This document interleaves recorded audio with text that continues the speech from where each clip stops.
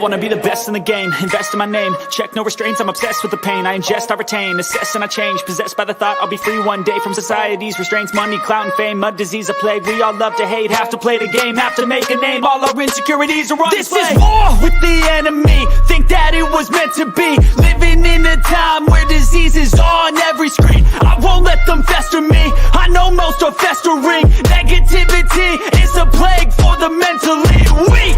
No mercy, all I got is working. Never stop searching, never quench the thirsty. I'm toxic and psychotic, with this logic you can't stop it. It's been chronic since I was a boy, so neurotic and chaotic. I'm built to last with the webs I'm weaving. I could change the past with all I'm achieving. Got my foot on gas, never stop competing. If you break like glass, then this life's gonna eat 'em. Make mistakes real fast, then you learn how to beat 'em. If you take off the cast, you can see all the healing. If the pain's in the past, move on from the grave and put your foot on the gas. No, never stop competing, yeah. I've been doing this, I'm on it, I just wanna be iconic. Sipping on a gin and tonic, got me going off when I'm on this topic, yeah. If I ever play, I want it, you know that I'm always honest.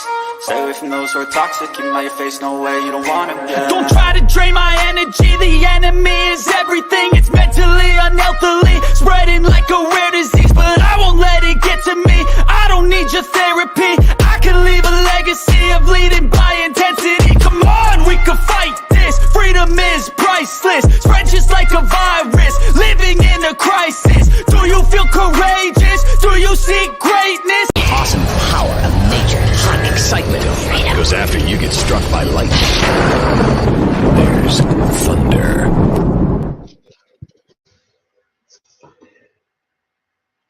What's going on, everybody? Hope you're all enjoying your Monday, and welcome to the Monday Night Raw Watch Along with your hosts, Philly Sports Talk with Rob and NYG Jeffy T85. Obviously, our good buddy Earl Cole, who normally is doing the live streams, is not here tonight because he's at the Barclays Center watching it live right now for the go-home show for Monday Night Raw. This is going to be an exciting show. We're going to see a 3-on-3 women's matchup. We're going to get more build-up to the Elimination Chamber, including Edge and Beth Phoenix and their continuation with the Judgment Day and a couple of other little tribulations we have in there. But Rob, how are you doing today on this Monday? Are you ready for some WWE Monday Night Raw? Absolutely. Hope this show's a lot better than SmackDown because holy crap, that was hot garbage. Isn't it kind of ironic that SmackDown and Raw have sort of flipped places? Because Raw for a while was hot garbage. Oh, good Lord. SmackDown. I mean, think about it. You had a Fatal 4-Way. Looking at the card we had the Fatal 4-Way for the number one contendership. Madcap Moss picks up the win in that one. So he's going to take on Gunther for the IC title. And then you had Raquel Rodriguez wins the women's Fatal 4-Way. And then we had, the one promo segment that we never asked for was Natalya cutting her promo. And then you had Shayna kind of just talking her shit.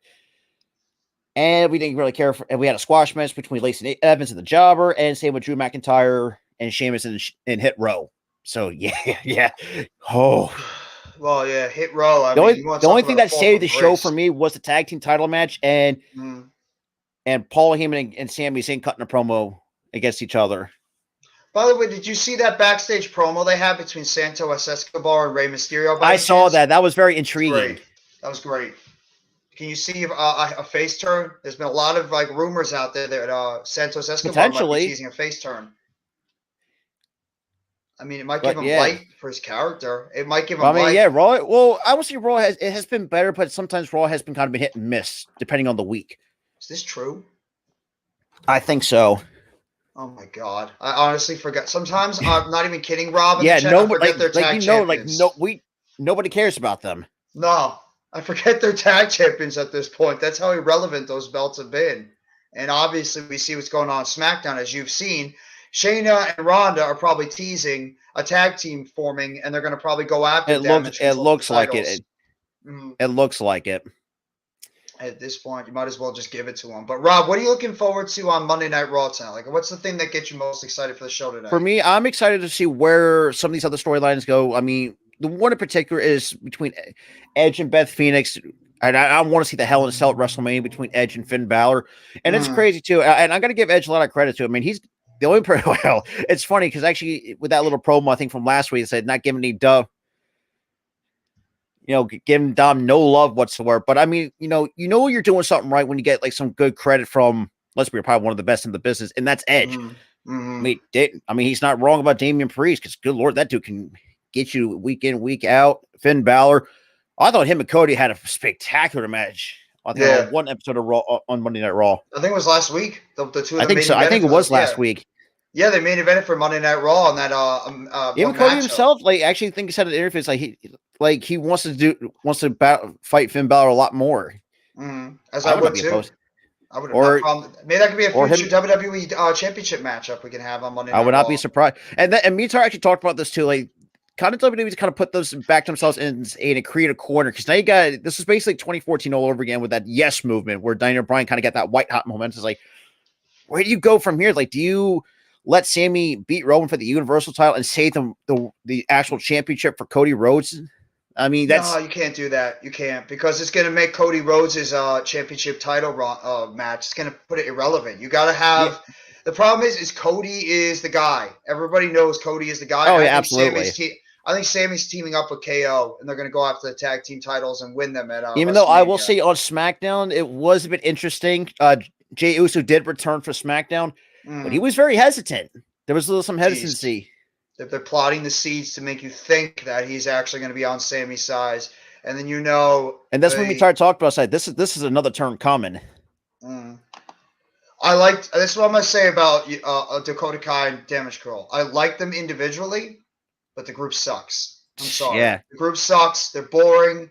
They're not getting over. I don't like the group at all. I just want them to be dismantled. Get Bayley on her own. Get these other two on their own and let them do their own thing. They're not working as a group. WWE showed some video clip. They were actually loaded up the entire chamber itself with all the pods, the 16 tons of steel.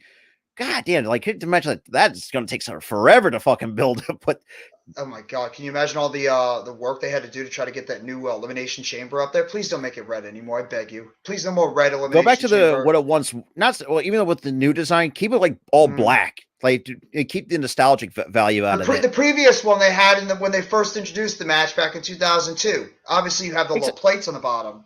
But yeah, I mean, I think the old one did have plates too. They didn't have the padding or anything on it. Right. Because this was like mid 2000s. You're talking about Unforgiven. Steel does not give.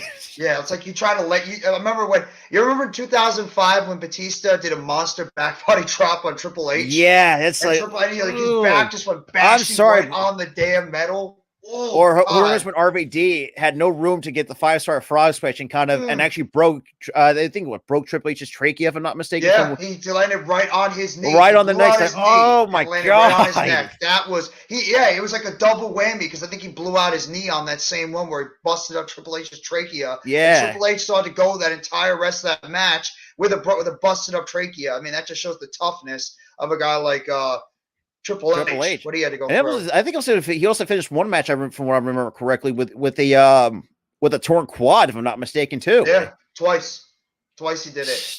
The one he had the tag match with when he was teaming with Stone Cold Steve Austin against Jericho and Benoit. And I think they were known as the Power Trip, if I'm not mistaken, too. And that was two-man power trip. I completely forgot about that. And then he tore his other quad, the opposite quad, back in 2007. I think the most funniest moment is with the Royal Rumble. I think that was 2004, 2005, where Batista and John, when all that debacle John Cena and Vince McMahon tore both his quads right into the ring. What? That's why he was on the ground. He had to sit on the ground because the fact that he says that he had to walk backstage with 2 torn quads. And he still was able to walk. You didn't see him get a wheelchair or anything. That's Vince McMahon. From what I've read about, he refused anything. Like he has went to the limo. It's like, go drive me to the hospital. It's like, it's so. Bruce, give me the limo. Give me the limo, Bruce. Something like that. Yeah. Give me the limo right now. I am not going to be carried out. Last time I've been to a WWE event was in 2016. When it was kind of. That's pretty awesome, Jordan. By the way, good luck at the Elimination Chamber show, man. I hope you have a fantastic time and just enjoy what's going to be coming this Saturday, the last stop before we officially are on the final road to WrestleMania 39. And I think that's what's usually. I'm trying to think what's time to the Elimination Chamber. Wasn't it the money? No, that's not Money in the Bank, is it? No, that's a whole. No, Money in the Bank is not until I think June or July. That's still Okay. ways away. Okay, yeah. So that's after WrestleMania. Yeah, it's not. It's like at least a couple of months afterwards. Okay, so I guess the Elimination Chamber is like the final stop before the on the road to. Yeah, Elimination Chamber is the last stop we have, and then we have that like 6 or 7 week break between Elimination Chamber and WrestleMania, because WrestleMania is not until the beginning of April. But we're about to start Monday Night Raw, so we're just seconds away. See what they're going to kick off with. Where are you right now on the timestamp, Rob? Right now, I'm just getting into the intro, to the graphic intro. It's like then again, not like. Yeah, I'm on the forever part, so I think about a second ahead. Yeah, you're probably a little bit ahead of me, but we're pretty much right on the course. Yeah, I'm getting right to the WWE symbol. I'll say this too. Fastlane for me, in terms of pay-per-view, it was not a bad pay-per-view. I actually really enjoyed Fastlane. Just one pay-per-view that should never been created was Stomping Grounds, because remember how bad that pay-per-view had a hard time selling out. What about WrestleMania Backlash last year? How stupid that pay-per-view name is. Why don't you just call it Backlash again, what it used to be for so many years? Or bring back Bad Blood, for crying out loud. Oh, my God. Bad Blood, Breakdown, Armageddon. Judgment Day. No Way Out, Judgment Day. What happened? No Mercy.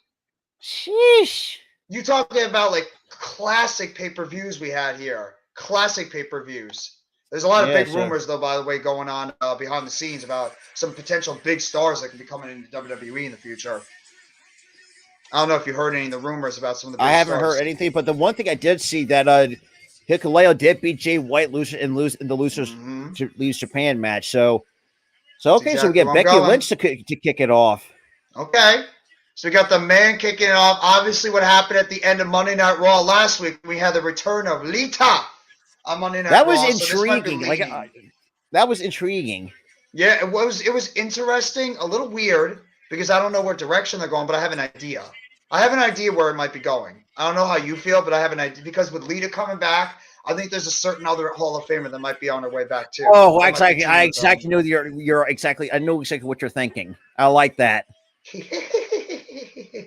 Oh God, man, Lita looks still great after all these years. She looks better than she did years ago. Exactly. And you have to remember, she had a neck injury too. Yeah, then again, that's what happens when you tag with the Hardys and just take all those crazy fucking bumps over the years. Yeah, my God. And remember when she got destroyed by the 2-man power trip too? Vince McMahon? I forgot about that. That was annihilated by the chair. Okay, so well, you're going to hear what they're going to be saying. So I mean, if you want to just relay to the crowd, stuff that might be going, because you're a little ahead of me. Don't get me wrong, though. Trish Stratus at 46, she's still great. It's like she looks like she was in 2003, 2004, and even 2005. Yeah, and she can probably still go in the ring too, as good as she did back in the day. Wow, talk about it. Lively. No, she's got a huge crowd reaction from the Brooklyn crowd. Remember when the Big Show scene and the fireworks thing? Oh yeah, I remember that. 2009. Yeah. Oh yeah, that was it was last man standing match, I believe, against Edge. Yeah, I think it was. And Adam Pearce just get booed like it's great. Yeah. And I like Adam Pearce too. Why are you booing Adam Pearce? He's good. Why are we booing Adam Pearce? Man, that's crazy. I'm going to be at the Elimination Chamber live this Saturday. Oh, you're going too, John L? That's awesome. Jordan and Janelle Jackson are both going to be at the Elimination Chamber this Saturday in Montreal, Canada. Have an awesome time, guys. Chad. What's good, Chad? Sleeping Angels, how you guys doing tonight? We get lead a chance among the Brooklyn crowd. As we should. Final stop used to be Fastlane. That's right. Good point, All American Wrestling. Fastlane. I forgot about all that paper. Yeah, I think they just completely cut it. Yeah, Vince McMahon. Yeah, we know why they cut it up. Vince McMahon. Excuse me. Oh, not just that, or some older tag teams I remember in the 2000s. Who remembers Deuce and Domino when they were like a dominant tag team before? And I shared don't forget Cherry. And I was surprised I watched her old wrestling, because really, that's her. I was like, I could never imagine Cherry. They suppress them. They suppress the wrestling all the time, because these people can go a lot better, and they always suppress them when they come to the WWE, because they don't want to see them outshine some of the top stars. Oh my God, yeah, Sami Zayn's going to get a nuts reaction in the championship match. People absolutely. Nuts for Zayn. Well, because I didn't think about it. He is from. No, I think he is. He's not Montreal. I think he's close by Montreal. This is hometown. Kevin Owens is not that far away from it too. Vengeance, that's another pay-per-view they should bring. He's from. Back. Okay, so Sammy is from Laval, Canada. And here we go. And here comes this Damage Control. Bailey. Yep. Okay, here comes Bailey with it's just Bailey by herself. Okay. Yeah. I thought she was gonna Even bring though Damage Ding Control. Dong, I will say the Ding Dong segment on NXT was intriguing. Now Toxic Attractions know more. Yeah, I saw that at the end where JC Jane turned on Gigi. And and she stiffed the living crap out of Gigi. If you looked on social media, she showed up a brute. That's all about having a stiff shot. We'll talk about that on the break, but I'm like really curious about that. That direction. I'm very. How's it gonna go? I don't know about that one. Hmm. Because I think you need to scrap what happened last week in that cage match from the record books. And of course, Bailey is now constantly just complaining about the cage match. She'll need damage control. She's better. I agree with Sleeping Angels. I mean, she's too talented to have her be in a faction. I agree with this comment 1,000%. I mean, Sleeping Angel's not wrong. I mean, we've seen it. She has a good track record of having the. Well, if you're having a bad day, my friend, just try to do something to make yourself feel better. Listen to something that makes you feel better. Turn on some music that you like. That's always what helps me on a bad day.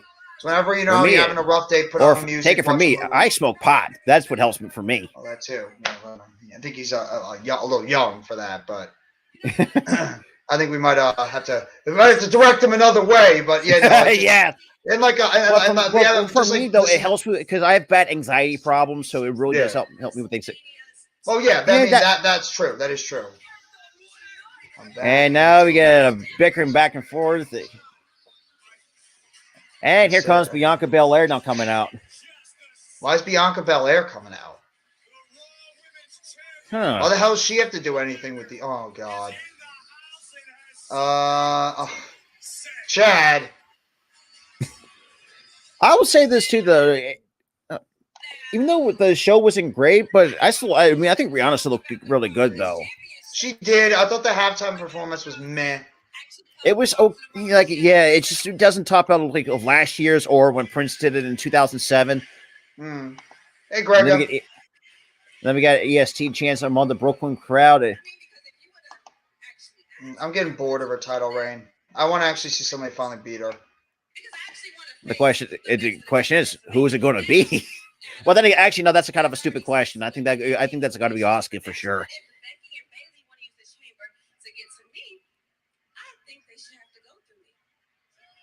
Huh? What? What? So a triple threat match.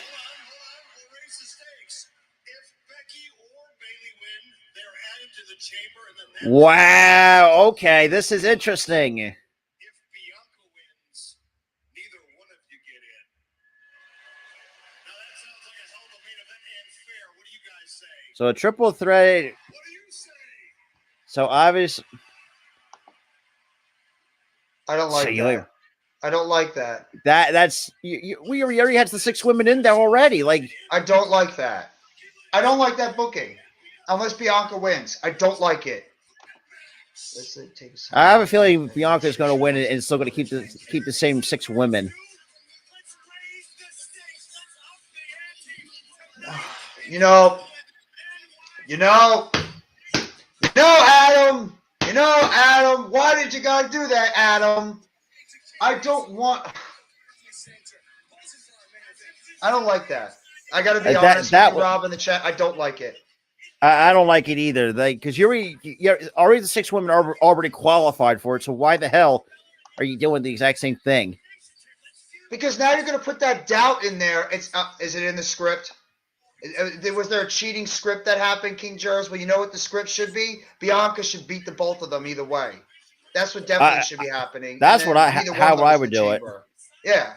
Because you know if either one of them gets in that chamber, they're going to be a favorite to win. Unless, like, you're going to have Lita or Damage Control or something come out to stop and them. somehow and screw it. Yeah, and not to screw mention the those both two. of You have a them. six, and not to mention we have a six woman I hate tag this match. too. I hate this too. I think it's lazy booking. Throw all the 6 women in the chamber match and put them in a 3-on-3 tag. I don't like it either. Yeah, and then that's first of all, that's even though this, I don't know. And then after that, we get Miz TV with Seth freaking Rollins on there. Yeah, I don't know. I think that'll be interesting. I think it's going to have a lot to do with Logan Paul. Yeah. In my opinion. But now we cut to a backstage segment with the Judgment Day. Oh my God.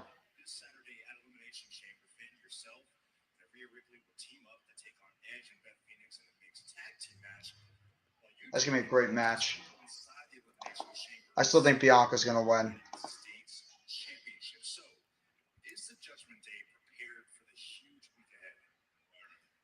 That's not the question. The question is, are those 5 other men prepared to step inside the chamber? Now, I would not be opposed to if Damian Priest takes the United States title. I would not be opposed to that. He can go. I'm going to give you some word of advice. Take some time off. Go lay down. Relax. And think of something positive right now. Okay? Yeah. Just relax, okay? We've all had those days, but don't say some of the things you're saying in the chat. Or unfortunately, I might have to time you out, bro. I'm sorry. You got to be careful of some of the things you're saying in the chat. Yeah. But yeah, so Kevin Owens is in the Quebec area of Canada. Oh, good Lord, I'm going to really mispronounce it. So he's not that far off from Montreal. So he's like 25 miles out southeast of Montreal. So he's in that kind of that area. So it's more of a. I think they're going to get screwed in the end, honestly. I think that somebody from both sides are going to come out and screw them over. Oh, here comes the Street Profits. Yeah, this might start the split of the Street Profits because Montez is in the Elimination Chamber and Angelo's not. Stop it. You're too young. Kevin Owens and Sammy versus Uso. It's going to happen. Oh, it's going to happen regardless. Yeah. I think we're going to get the Jey Uso coming back. He's going to make believe he's going to help Sammy, and then he's going to turn on Sammy at the Chamber and realign with the Bloodline. And that'll set up. And it's crazy, too. Like, Kevin Owens and Sami Zayn. Even I actually watched it with an interview with Sammy and Ariel, with Ariel. He basically said, without this storyline, like, I was hard. Ariel Helwani? Yeah. He actually did an interview with him. Basically said, I had a hard time getting on TV because, like, no one really took him seriously until that Bloodline story, until Triple H put him in that storyline with the Bloodline. That Bloodline storyline really made him feel a lot more important to the television product than it did before. Absolutely. Where it felt like he was very irrelevant and going nowhere. It's fine, bro. Just sit back, just chill, enjoy the basketball game that's happening tonight, enjoy the wrestling show. So we're getting Montez Ford and Angelo Dawkins in a tag team match? It's a tag team match. So the Street Profits and the Judgment Day. Oh, okay. I don't mind that. If Ford wins, we could get Ford versus Dawkins at Mania. I don't think so. I think Ford I doubt that's going to happen. I think they're going to want to keep them together for now.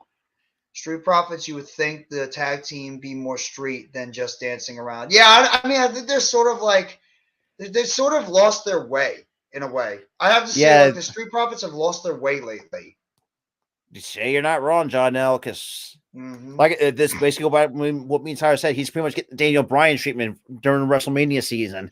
Absolutely. Because remember, I think it was like Randy Orton Batista for the world title. Then we got that white hot Daniel Bryan, and then that pretty much threw a wrench in everything. So that kind of worries me and Tyler a little bit. It's like because you got Cody Rhodes, and then if you're gonna have to throw Sami Zayn in there at the same time, it's like that's gonna really screw up some stuff.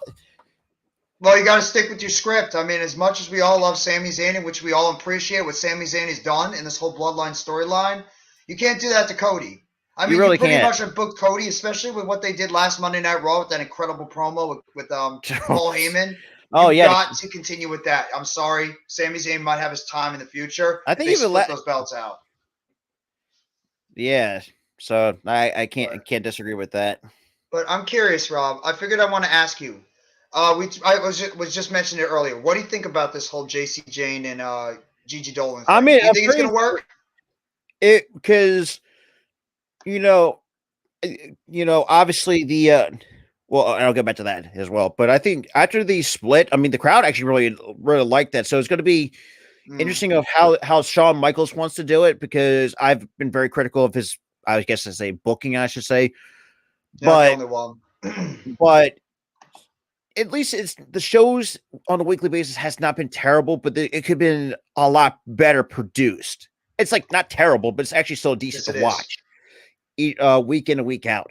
And Vengeance Day was fantastic. Was a very good pay-per-view. I thought it was really well produced. But with the Toxic Attraction splitting up, because I think this will stem the fact they couldn't find a leader. So me and Tyler actually talked about this. It was going to happen sooner or later. It's almost going to be and the group's been together for so long too. I mean, they've been together for what, like a year and a half, almost 2 years. I think so. Yeah.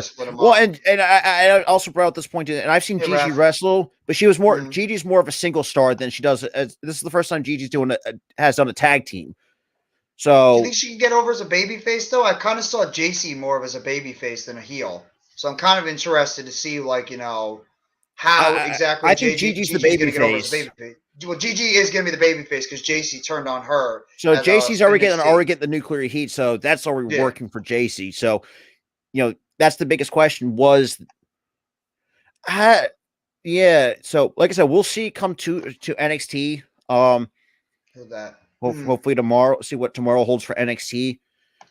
Well, I mean, I hate to say it, but if you want to go by like look, a lot of people are going to go towards Gigi than they are JC for obvious reasons. Just appearance-wise. She's got that Nikita Lyons type look. You know what I mean? So, I think she's going to come off more as a babyface. Where Gigi's got like that snarky, like, like Gigi Dolan, I'm going to get you. Like that kind of heelish type personality. Yeah, she's got like fits her like more, plays off like a mini Bailey. Over or quote unquote huge ego that her character portrays.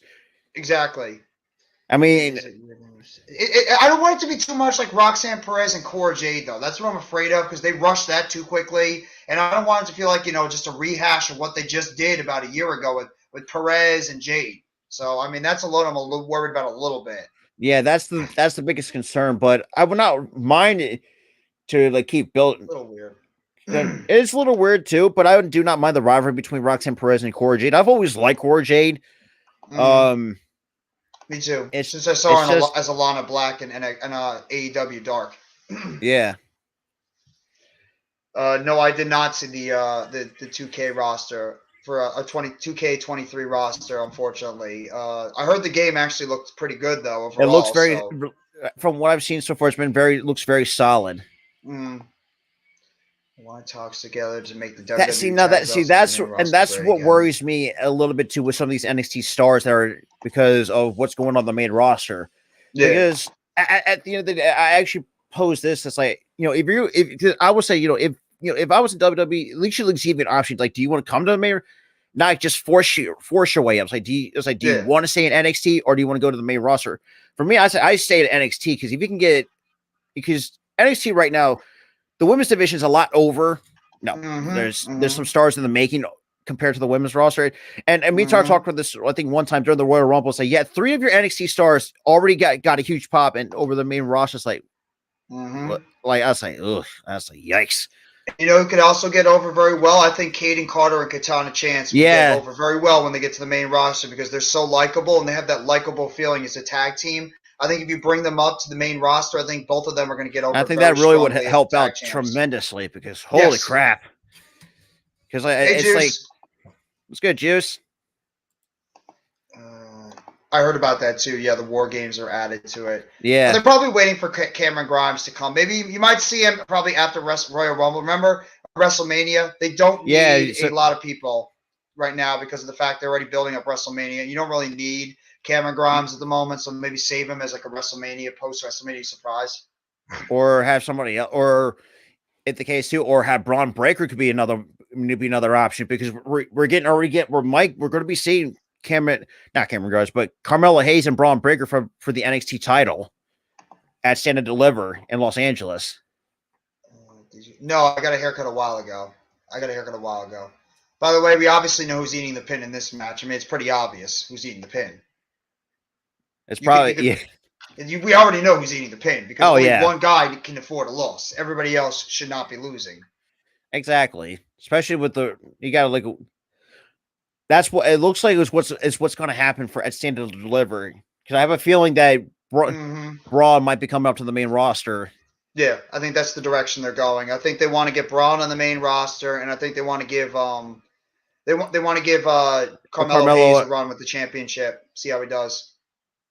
Yeah, I mean, Ziggler. That's a good question though. He's been on and off. They don't need Ziggler. He's just there. Ziggler is at the point of his career where he's putting people over. That's what he does. He's a guy that puts others over and makes them look good. Yeah. I mean, because think about it. Because I mean, Ziggler's done so much. Well, even though minus the embarrassing moment when he was part of the Spirit Squad, that's a whole different. Mickey. Got him, Kenny. Got who? Mikey. Johnny. I really hated that so much as a kid. It's like, why? Mitch. At the time, like, it's like, do we really even need this? When they made the day, it was like, what? Did anybody know that Mitch Kofsky was part of the Spirit Squad, by the way? No. Yeah, see, come on. There's a little breaking news for you guys that Mitch Kofsky was actually part of the Spirit Squad in 2006. You just didn't know that, but I figured I'd drop that fact for you about 17 years later. How about them Eagles? Rob is mourning right now. Let him be. He talked about it earlier. Actually, you know what? I said this too earlier on Tyler's show. Like, I'm kind of over it at this point. But I mean, look, we got baseball season to look forward to, so I've already moved on from it. It is what it is. I can't complain. R-Truth is actually injured. That's why he's off television. I believe he tore his quad or he tore a knee muscle. I think it. Yeah, I think that might have been. And also, too, the fact that he's 50 is fucking insane. Yeah. And he's still going in the ring. That shows a credit to him and the way he. No matter what shitty storyline he's like, that's the thing too. Like, he knows how to make a shitty storyline absolutely funny. I want to put. No, I don't. I think that's too soon. Could. No, because then who's going to lose? You can't have. You're building up Gunther to be eventual world champion because I think he's going to hold that IC belt until WrestleMania. In my opinion, he's going to drop it to Sheamus because Sheamus has never won a United States. And I think that this should be at the same time to push Gunther to the main event scene. Yeah, exactly. I think that's exactly what they're doing. They're going to give Sheamus that big-time title win that he didn't get at Clash of the Castle. He'll become his first ever IC champion, and then what they could do is get Gunther ready for the main roster, the main event scene, so he can get ready to become a world champion. Because that's obviously one of the guys they're right now building up as the next big star for what they did with him so far this past year or so. Absolutely. I mean, and on the verge of could be breaking the Honky Tonk Man's all time. Shout out to everybody that's liked on Philly Sports Talk podcast channel. Hit that like button. I mean, I hate saying it so much because it's like redundant, but hit that like button if you haven't already to Philly Sports Talk podcast, as well as NYG Jeffy T85 and the Hardcore Sports Network. We're doing it right now, giving you guys Monday Night Raw. And of course, I get a picture for a goddamn Philly cheesesteak sandwich from Carl. I say I've never been a huge fan of Hardee's. Never have been. It's underrated. You don't like those those char flamed burgers? It's been a while. Like I said, I don't really hate it. It's just like it's up there. I think my most underrated for me was Checkers and Rallies. Oh my God, yes. Oh my God, Checkers is one of the most underrated food. Not even just not even just the fries, but the burgers. The burgers are pretty good too. Everything. They got some good stuff. They're very underrated. Let's see what else. I remember when I used to live in the South. I used to go out most of the time. Called a place called Shoney's, which is still around after all these years. I remember Shoney's too. I think I went to like one years ago. And I remember too when Golden Corral was still actually a popular thing back in the day. Yeah, it's kind of died off recently. Yeah, it's COVID. COVID kind of killed that. Yeah, and some of these pizza joint for me, like in terms of pizza, I'm not a huge pizza hog like I used to be because I remember eating that shit a lot as a kid. If you live in an area that has pizza, like normal pizza, it's very hard to go out there and want to have actual like fast food pizza. It's not the same. No, it's not. Because it's like for me, because it's like, especially with me and Jeff, being it's you got to have the fun. Oh, wow. Chick-fil-A overrated? Oh, that's pushing it. That is pushing it. No. I think That is pushing it. Chick-fil-A to me is still the best chicken sandwich, chicken place out there. Dude, Fight me on have you that tried? one. Their I think wraps it's the are best. fucking fantastic. They are. The spicy wrap is. The chicken sandwich is incredible too. You don't even need like pickle or anything on it, and still really good. Just have it as the way it is. And when it comes to actual chicken, for me, I go to Popeyes because I like Popeyes too. Because I feel like they're even though their biscuits are dry as fucking hell, but I mean I enjoy them for breakfast. It depends on when you get them. They can be very good too. Yeah, but when you get them right out of the oven. Exactly, especially with like grape jelly and stuff like that with some butter. Oh I mean, look, I lived in the South for a lot. I've dealt with some. Well, I've seen my fair share of some Southern comforts. You know, collard greens. I remember having grits for breakfast with either like cheese or cinnamon on top, or fried okra. I remember having that in school, in elementary school. When we had, Juice. They're coming. Relax, Juice. They're coming. They'll be here soon. And by the way, with Shinsuke Nakamura, real quick to answer your question, Janelle, Shinsuke Nakamura actually just wrestled an event not that long ago against the Great Muta. And I think right now they're keeping him off television on purpose because they don't really need him. They have a lot of their programs going on before WrestleMania. So some of these guys who haven't seen, like a Matt Riddle, like a Randy Orton possibly. Because I don't think they really have nothing for them at the moment. Exactly. You just have so much going on right now that I think they're going to wait until after WrestleMania, and you might see some of these people start popping on the show. So just give it time. They're really just trying to take care of the WrestleMania storylines, and then when we're concluded, you might see some of these guys come back on. Don't bring up the Spirit Squad. Hey, look who we're talking. Look who it is. It's Mr. Earl. Hey, what up, Earl Cole from Brooklyn's Barclays Center. What's going on, Mr. Cole? How you doing, bro? Hope you're enjoying the show so far. Oh, man. Oh, God. Montez. Ah! Hey, there goes Dom. Hi, Dom. Honestly, the best one was just to see him take a glam. Oh, jeez, what a shoulder tackle. See, I love Dom because everybody wants to see him get his ass kicked. Everybody wants Dom to get his ass kicked. I mean, shit, he's got his ass kicked by a woman, by Beth. Here we go. This should be the end. This should be the end right here. Yeah, it looks like Dawkins is going to take. Yep, that's exactly what I thought would happen. 1, 2. Yep. Dawkins takes the pin, as he should. He's the only one that has no relevancy for the pay-per-view, so get him to take the pin. Good booking. Smart booking. Everybody else is strong. The show opener was not. Pause, Juice. Damn it, Juice. Are you guys doing stand and deliver too? I don't know if I'm going to do stand and deliver. I think, Rob, you're going to do it with Tyler, right? Stand and deliver. Actually, I'm working. I work most of the Saturdays. Oh, crap. Damian and then we got a beat. We're going to get a beat down. Judgment Day is all beating the hell out of Montez Ford now.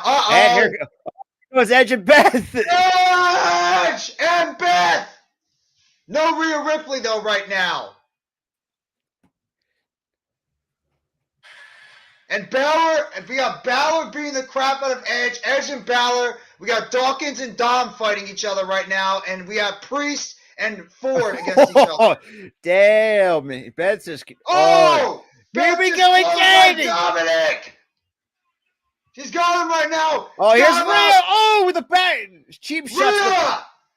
Boom! Right in the back, Rhea Ripley! And Riptide! He's got her up, yep! Riptide to the ground on Beth Phoenix! Now this... Mommy came to the rescue for Dom! And that's how you end this. Have the heels go over. And now Edge is pissed. Ooh, don't ever mess with his Beth.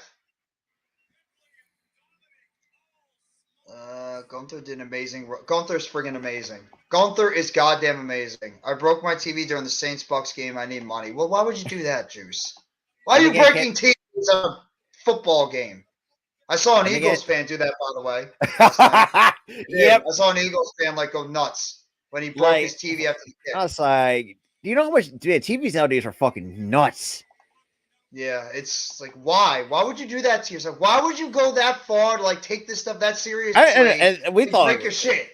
Exactly. Like, oh, they lost. Like, first of all, that's like what TV's now what, like almost $1,000 nowadays? like 3 times as much as they used to be back in the day. I mean, Yeah. it's amazing how much. Now you just broke your TV. Now you're gonna have to go out there and pay triple the amount you did before. And they're gonna ask, "Well, I had a flat screen TV before, but it broke. How did it break?" I had a bad anger problem. I dropped it. I seen that video where someone dropped. I think one kid, he did like a cup check, and actually, and one of the dad, or I think the dad dropped the TV. He's like, oh. I think we all do, but at the end of the day, I just don't really see that. You gotta hold your anger in sometimes. You want to see Randy Orton back? We all want to see Randy Orton back, but I don't think it's right just now. that when you're dealing with the neck or back problem, yes, we've seen how much time you pretty much they lose. I mean, think about it. And he went through lower back fusion surgery too. He went through a very serious. So that's good. Yeah. I mean, if you look at Edge, I mean, had been out of the ring 8-9 years before he made his return in 2020. Braun oh my God! Braun. I don't want to see anything more with Braun Strowman. Braun Strowman, to me, he's hitting his expiration date already with WWE. Yeah, I'm done with Braun Strowman. I had enough of Braun Strowman already. I think at this point it's time to move on. Sheamus became a Grand Slam champion when he wins the Intercontinental. Yep. That's why I think that's what's going to lead to at WrestleMania. He's going to face, I think it's a triple threat match. That's what's been teased. A triple threat match between Gunther, Drew McIntyre. Yeah, and that's been Sheamus. heavily teased. I think that would be amazing. I would not putting those 3 in the ring. They beat the living hell out of each other in the entire match. I feel like well, all right, that's the comment you just read before. I'm just a little close behind the comments. I've been the most underrated wrestler is The Miz. He gets a lot of hate. He's not that bad. It's just he's there. He's another guy that's he's at his expiration date. We've already had enough of The Miz. He had his run back in the day. The Miz is like another one of those guys that should just be out there. He's in the same position as Dolph Ziggler. Yes. Yes. I mean, and Miz has done a lot, though. I mean, a 2-time world champ. I think a 9-time Intercontinental champion. I think a multi-time United States champion too. Money in the Bank winner. WWE champion. He's done it all. I mean, he's done it all. Like even though, let's be real, the fashion choices back then was something else. Seth Rollins. Him or Seth Rollins, the fashion choices. If you had to pick one. Oh, good. I mean, no, I put you on the spot on that one, didn't I? Do you wear that one? No, that's interesting to think about. I mean, would you take some jorts with a bandana and a fedora? Like, who was the you have to choose one, like bandana or a fedora? Like, why do you have to wear both? Hey, John Cena rocked jorts for about what? A year, I think over 17, 18 years, and it worked. So jorts, I mean, John Cena made jorts cool. So I have no problem with jorts. That is jorts and I think basketball sneakers too, if I'm not mistaken. I think too. So, when the early Cena, when he was pumping. He had the pumps, the old pumps. Good lordy. I can't support the clowns at Chick-fil-A. No, I respect that. I respect that. Well, I do like the fries though. The waffle fries are so. The waffle underrated. fries. I'm sorry, you cannot go. For me, if I'm going to have to go with like top fries, I like curly fries from Arby's. I like the Popeyes and Checkers fries because they're pretty much the same. And I also like I did say waffle fries. I like trying to think. There was a place. I can't think of a place. Who was? Oh God. You're right, Normal Guy. He was in Noah. Thank you very much. I forgot the name of promotion he was in, but he was in Noah. Pro Wrestling Noah, and Timothy Thatcher came over there as well to face Bryan Danielson on Dynamite. Honestly, Arby's doesn't really get. I don't see getting much hate, but I like Arby's. It's underrated. It's an underrated. They got Patrick Mahomes holding a WWE championship. Obviously, WWE does it all the time. They give the championship to all the winners. But like I said, I even gave Patrick Mahomes a lot of respect of his comments that he gave with to Jalen Hurts. I say, look, what he pretty much said, what doubters? Like he let it all on the field though. It's just like at the end of the day, it's kind of hard. It's funny. I feel like the people that only hate him is because of his brother and his wife. I think that's the only reason why people hate Patrick Mahomes. So that is exactly why people don't. Well, actually, I don't know a lot of people that don't like Mahomes. I like Mahomes. I think he's a perfect representation of the NFL. Honestly, that dude, if you talk, I think No. at the end of the day, man, like now the question is, can he match Tom Brady with the Super Bowls? Yeah, it's gonna take a while. He'd have to stay healthy, and he'd have to be in a winning team for a while, so it's possible. It's possible. I mean, he's almost close to 25,000 total yards in his career. All right, here we go. The Brock contract. Lesnar and Bobby Lashley for the contract signing. I can't believe you're going to miss Elimination Chamber. This might actually be a really good pay-per-view. It's shaping I mean, up look, to be there's nothing I can do about it. fantastic pay-per-view. That's true. You can blame But the the one- WWE. Blame the WWE. But Be like, WWE, why- please give us 3 stages of hell match between these two and let them beat the hell out of each other. Can you imagine the 3 stages of hell and a Hell in the Cell in the same damn show? Can you imagine Yikes. those 2 matches? But in a way, with how these feuds have been going, they're really the only appropriate matches, because if they continue this into WrestleMania, you have to have one of those types of stipulations to end this feud. Exactly. You have I mean, to. You can't just hey, beat a normal match. Damn, he needs to hit the gym, bro. Looks small next to Beth and Ripley. Yeah, he does. He does. Yeah. Hey, look, Becky Lynch is in the chat. What's going on, Miss Lynch? Good luck on your triple threat match today against Bayley and Bianca. Yep. I say no.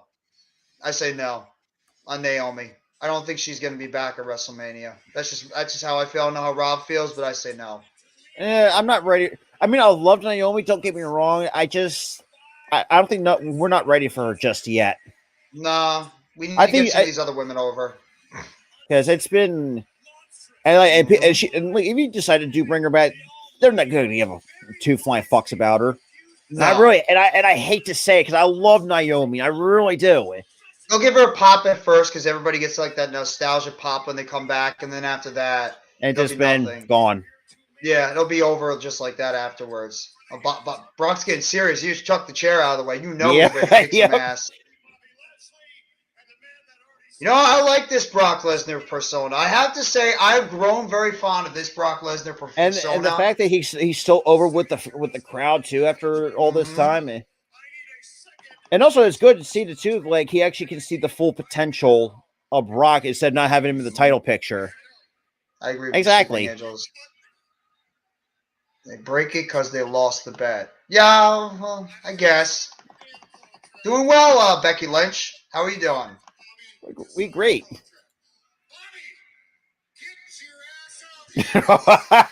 Okay, Brock. Told you to get Bobby Lashley in his head. I'm not bored of these two. I want to just see them beat the hell out of each other. Exactly.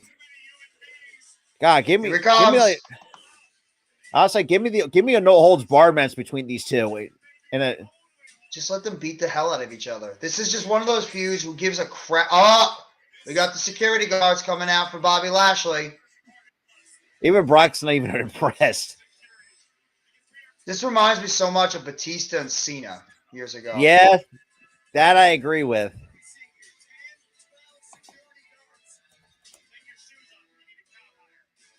My friend broke both of his TV. What are we getting? Oh, we got a table up there. What the hell?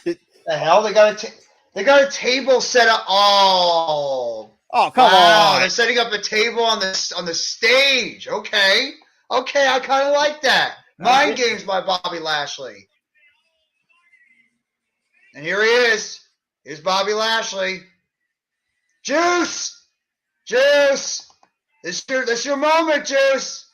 Bobby Lashley's out there. 1/4 of the Hurt Business. I like this. I'm actually very intrigued. And then doing crew NASCAR races, I broke my TV. Don't break your stuff for any of that kind of stuff, bro.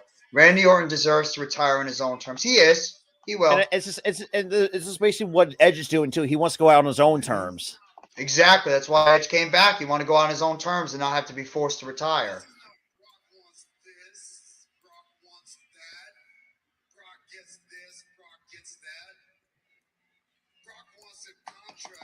Agreed.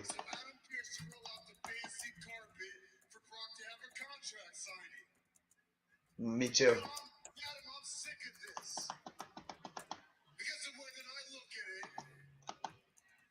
That's awesome to hear, Earl. Absolutely. WrestleMania this year, and this is my first one. Have a great time at WrestleMania too, bro. You're at WrestleMania and the Elimination Chamber. Damn. Have an awesome time, Janelle. Now I'm right now. I'm looking forward to next year too for WrestleMania 40.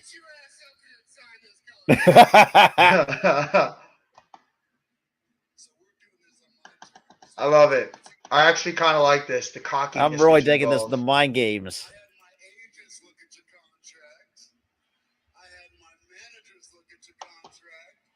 Her business. Yup. A representative look at your contract. Hell, I even had my kids look at your contract. And come and sign it. That's awesome, Nate TKO. Have an awesome time at the WrestleMania, man. Damn, you guys are killing it right now with these. You guys are killing it right now with these comments. Yeah. Trying to keep up with everybody. I will beat Bailey and Bianca Belair. Well, we'll see. Maybe you will. Just trying to get this promo though.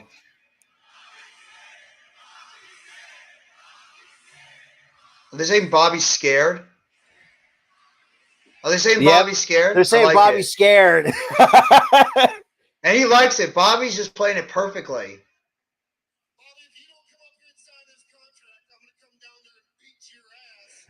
There we go. See, let him beat the hell out of each other. Let him fight. I don't know. I just want to see these two fight. I don't care. It doesn't bore me. I'm sorry. I love it. This is. Oh. Uh-oh. Oh, Brock's now getting pissed. Brock's getting pissed. This is going to end very well. I'm going to enjoy this if it actually happens. Hey, Randy. There we go. Already oh! Boom! Yep. See, this is what you need Brock to do. Like, Brock, just go out there and beat the hell out of people, and people love it. Oh! Oh! You just suplex Brock Lesnar right on the ramp. Damn. Damn. And a spear to end. Oh, there you go. Spear on Lesnar on the stage by Lashley. Let's go, baby. Yep, Bobby's a heel right now. And he's got the contract. He works better as a heel than he does a babyface. He does. He really does feel a lot more like a lot better in his element as a heel. There he is. Signed it and put it right on the chest of Lesnar. There you go. It's all set. Right. Lesnar and Lashley at the Elimination Chamber.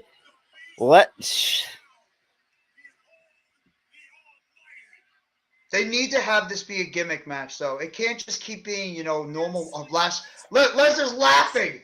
He was just laughing before at it. He was laughing he's laughing. He's laughing at Lashley right now. And then we got next. So the next matchup is Micha Mia Yim taking on Piper Niven. Thank God they fucking dropped that dude drop name. Oh, I'm sorry, Mia Yim, but Piper Niven should kick your ass. There's no way. And honestly, beating Piper Niven. Obviously, turning Piper Niven heel. I thought I think that's really going to do wonders. Mm-hmm. Oh man, talk about now they're kind of seeing that stiff shot from last week on NXT. But I'm really digging. See how this goes. Gonna see how this goes between these two. And then, Braun tomorrow night at 8:00.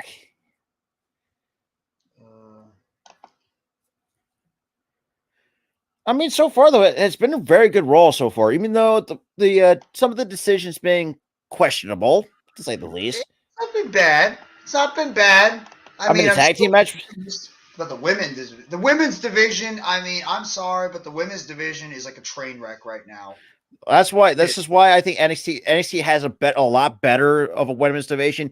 I mean, damn, like you got a couple upcoming stars. Sol Ruka is a good one. I mean, dude, have not seen her finish with the Soul Snatcher. Oh my God, yeah, it's like a moonsault into a cutter. Or yeah, and it's like a shooting star press. Yeah, like in that kind of combination. That is sick. That is sick how she does that move. You have to be in the perfect position and you can't mess up. You have to be there right there and be able to hit it. That is one of those really, really difficult moves. You have to precisely time it in order to hit it. Oh, Thank you, Earl. absolutely. And I hope you enjoy the event there on Saturday. Tonight. And I'll see you on Saturday for Elimination Chamber. Jeffrey T, I must admit, this channel brought me back to wrestling. I was a wrestling head back in the day. Well, I appreciate that. That really means a lot for like myself, for Earl, for Rob, everybody that covers wrestling as well. We really appreciate that, Jers. And while it might not be what it was back in the day, it's still wrestling and it's still great. Yeah.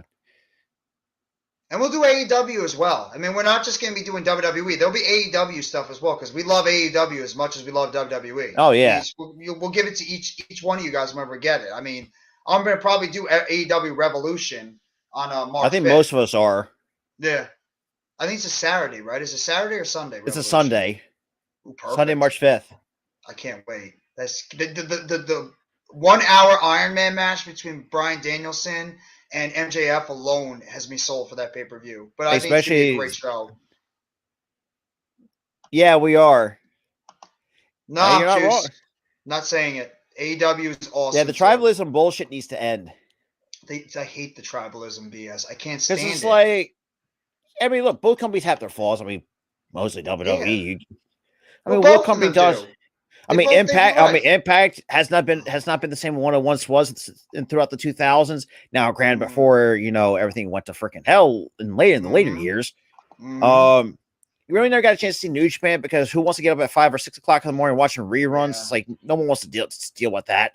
It's hard too when you have especially when you're a YouTube content creator and you're focused on so many other things. It's hard for you to keep track of all these other wrestling things. So that's why WWE and AEW are my main focus, especially for you too, Rob, because you cover football, basketball, baseball, you cover college sports. So it's hard.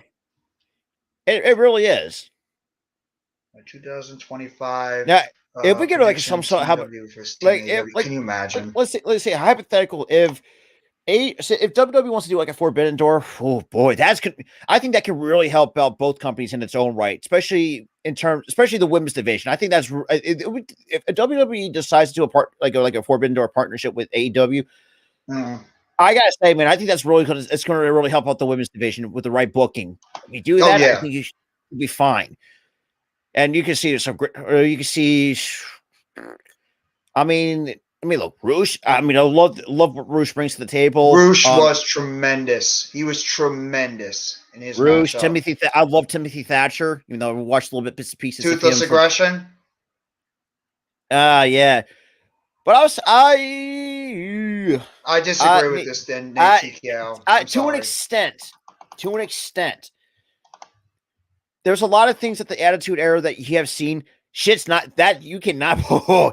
Oh boy. Like the one rivalry I remember clearly was Jeff Jarrett and China. It's like, oh good lord, you had the whole kitchen sink match. Oh, I say it was like the Good Housekeeping match or something. I think it was. It's like championship. I was like, I cringed. I was like, how the hell did he pull it off in the 90s? Man, that shit. Now this I would don't mind seeing. Kenny Omega and Seth freaking Rollins going out of the ring. Shit. Sold. Sold at that. Sold. Let me think. I don't know. Oof.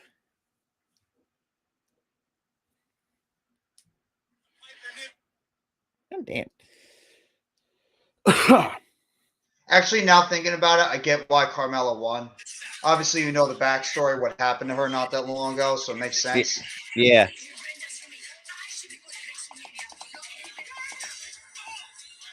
And Sleep Angels, I can agree with that because there's a lot of shit you cannot get away with.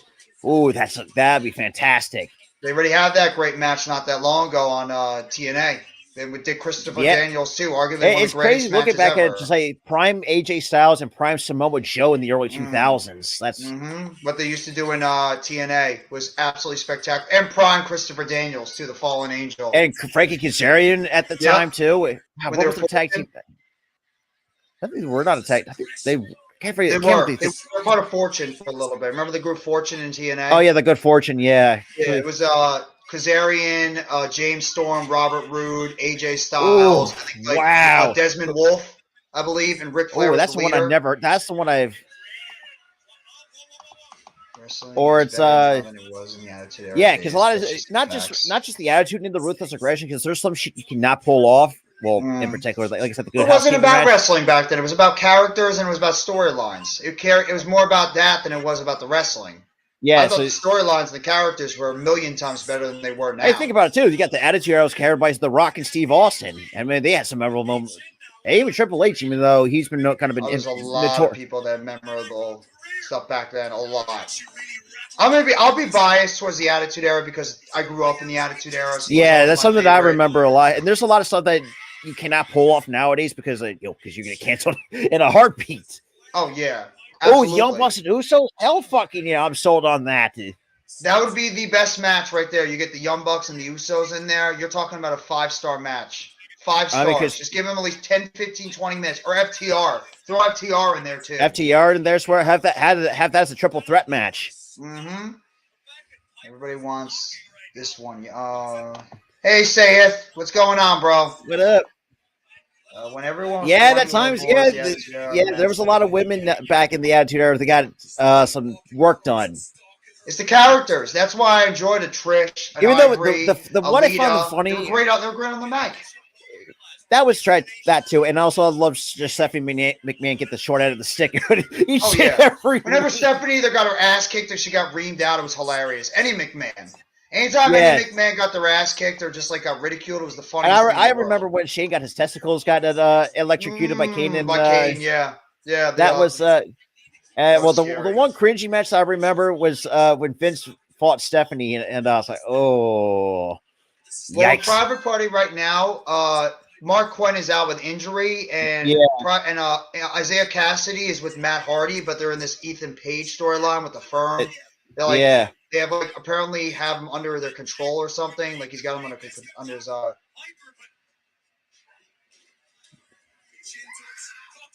Oh, nice slam by Piper Niven. Cover 1, 2, 3.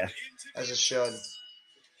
That's the one person that should be built up next. You have to make people want to invest in Piper Niven because she's the next. She is easily the next big women's star in that division. And she's got to be screaming women's champion all day.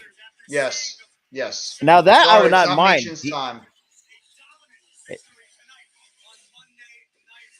Or could you imagine DIY and FTR? Man, that'd be an interesting tag.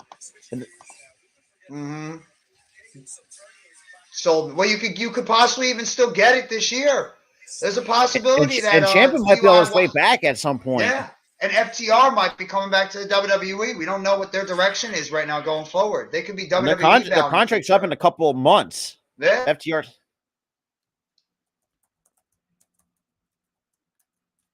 I think. Oh, trying to.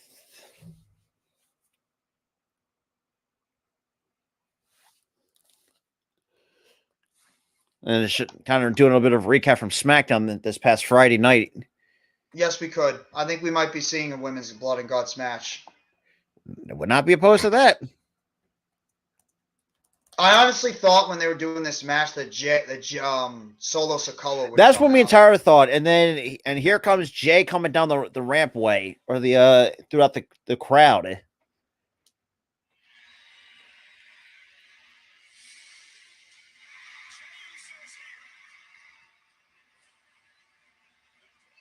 And me and talked about this too, man. That's gonna piss off Roman even more. Yeah. That's a good question. I know he dealt with spine or neck fusion neck surgery. Yeah, him and he's gonna miss a ton of time. Yeah, don't expect Kyle O'Reilly to come back until maybe probably next 2004. I mean, like before maybe late 2023, early 2024. I think. Yeah. That's like a year injury I think. Yeah. When Edge, I think he missed about a year or so.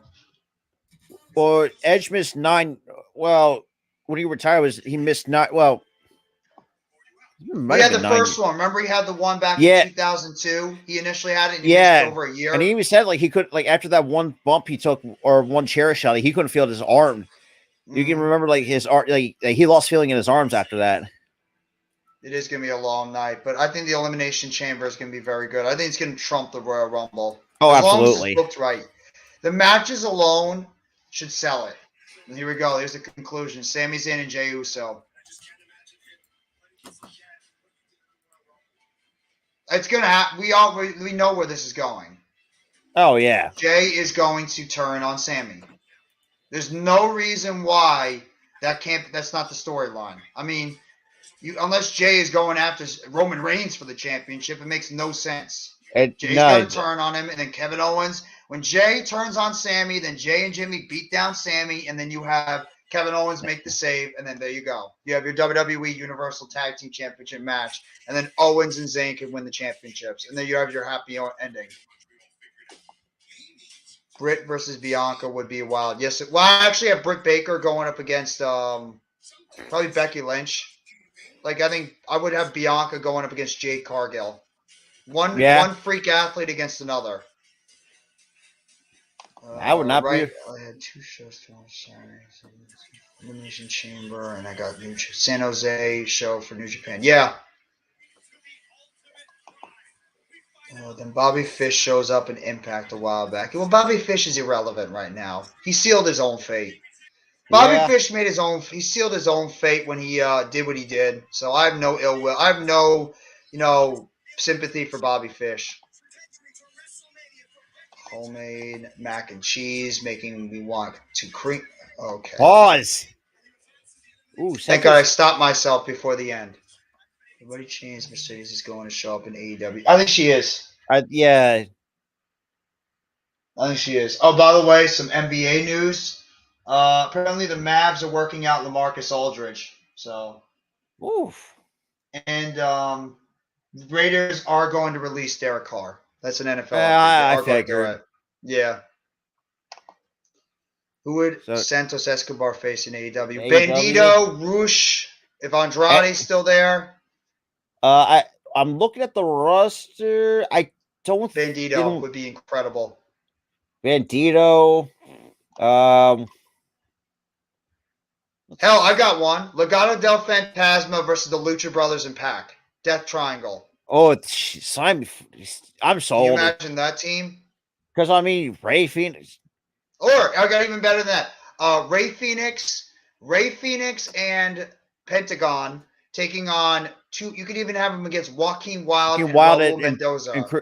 Or Cruz del Toro. I'm still calling him Raul Mendoza. Yeah, I agree with that. Resume.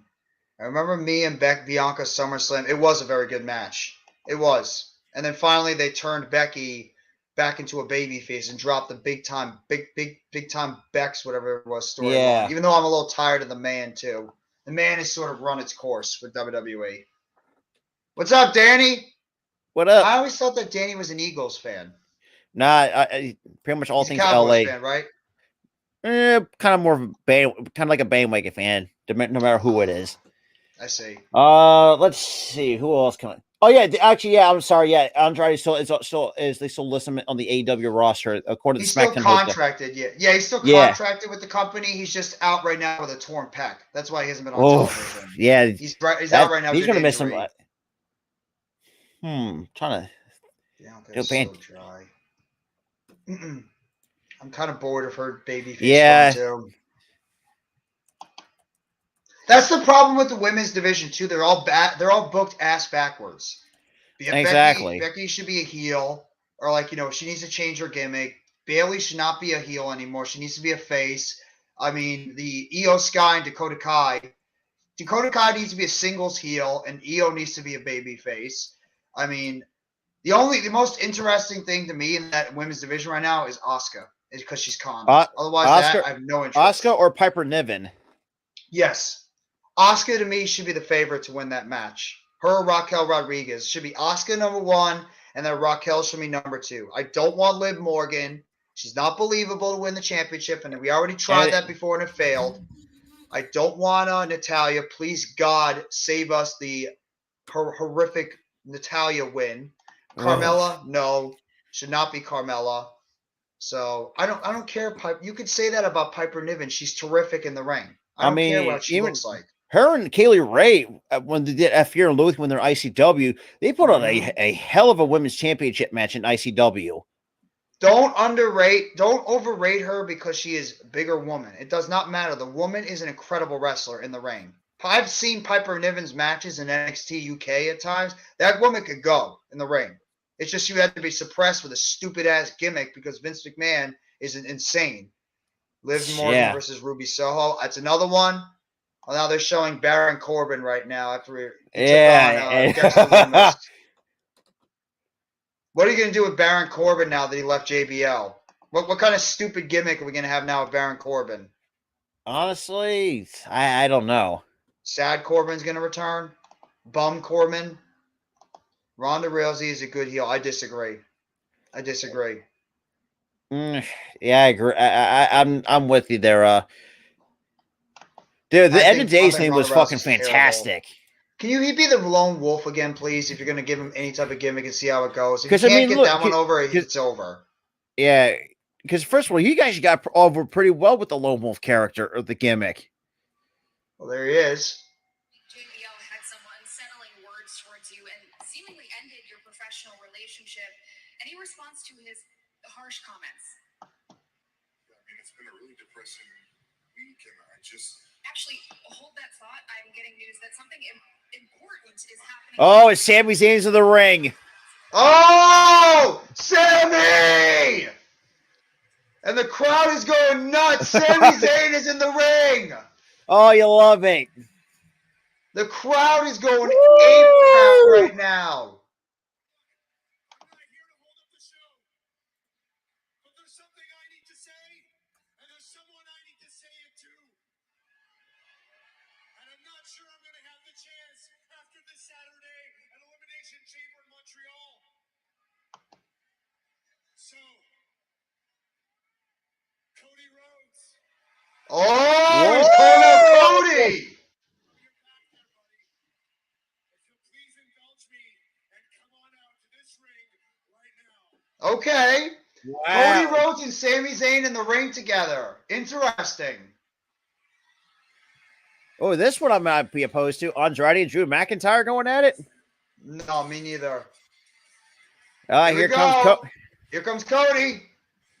This will be interesting. You're talking about the most over baby faces in WWE right now going face to face. Yeah, and these are it.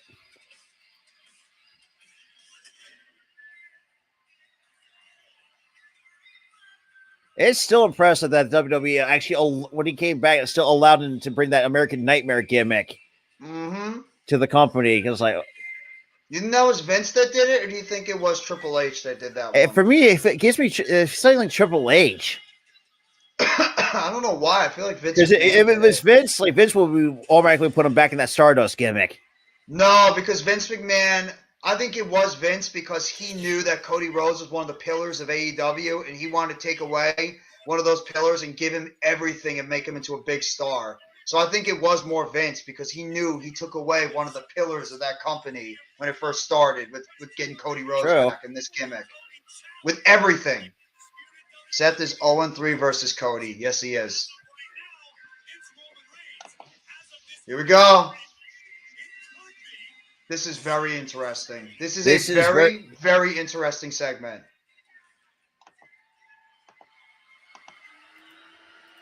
I'm really curious how they're going to put this together.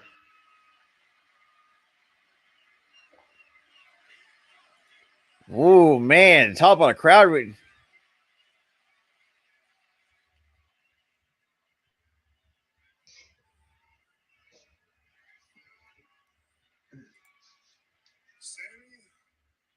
welcome to Raw.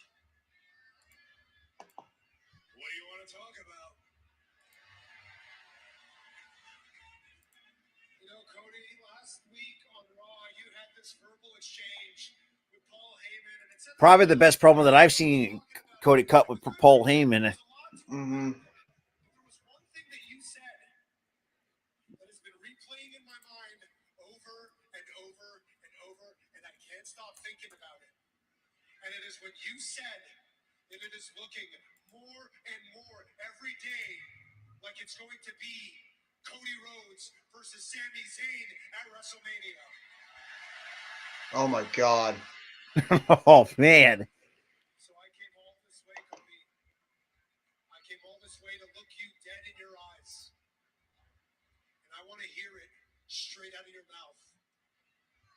tell me face to face, you tell me man to man right now. Is that just lip service? Or do you actually believe that I can beat Roman Reigns?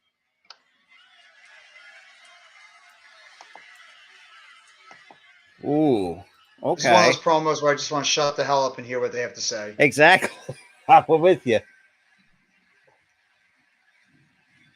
Jeez. I would not mind these two fighting. Sammy, my bandwidth is really dedicated to what I've been saying, winning the WWE Undisputed Universal Championship at WrestleMania, so I don't have a lot left over to BS you. When I said that I think you can beat Roman Reigns, that you will beat Roman Reigns, I meant it. When I said that you could be, and most likely would be, my opponent at WrestleMania, I believed it. Ooh, okay, Cody. But I respectfully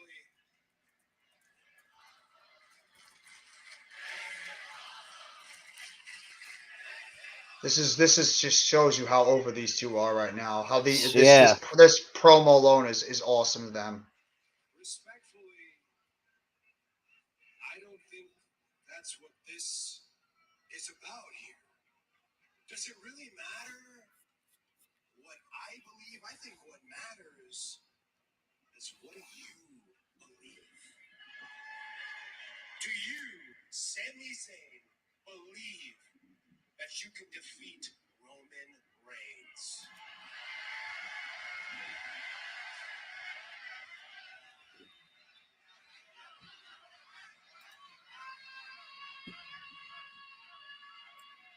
Do you want the truth?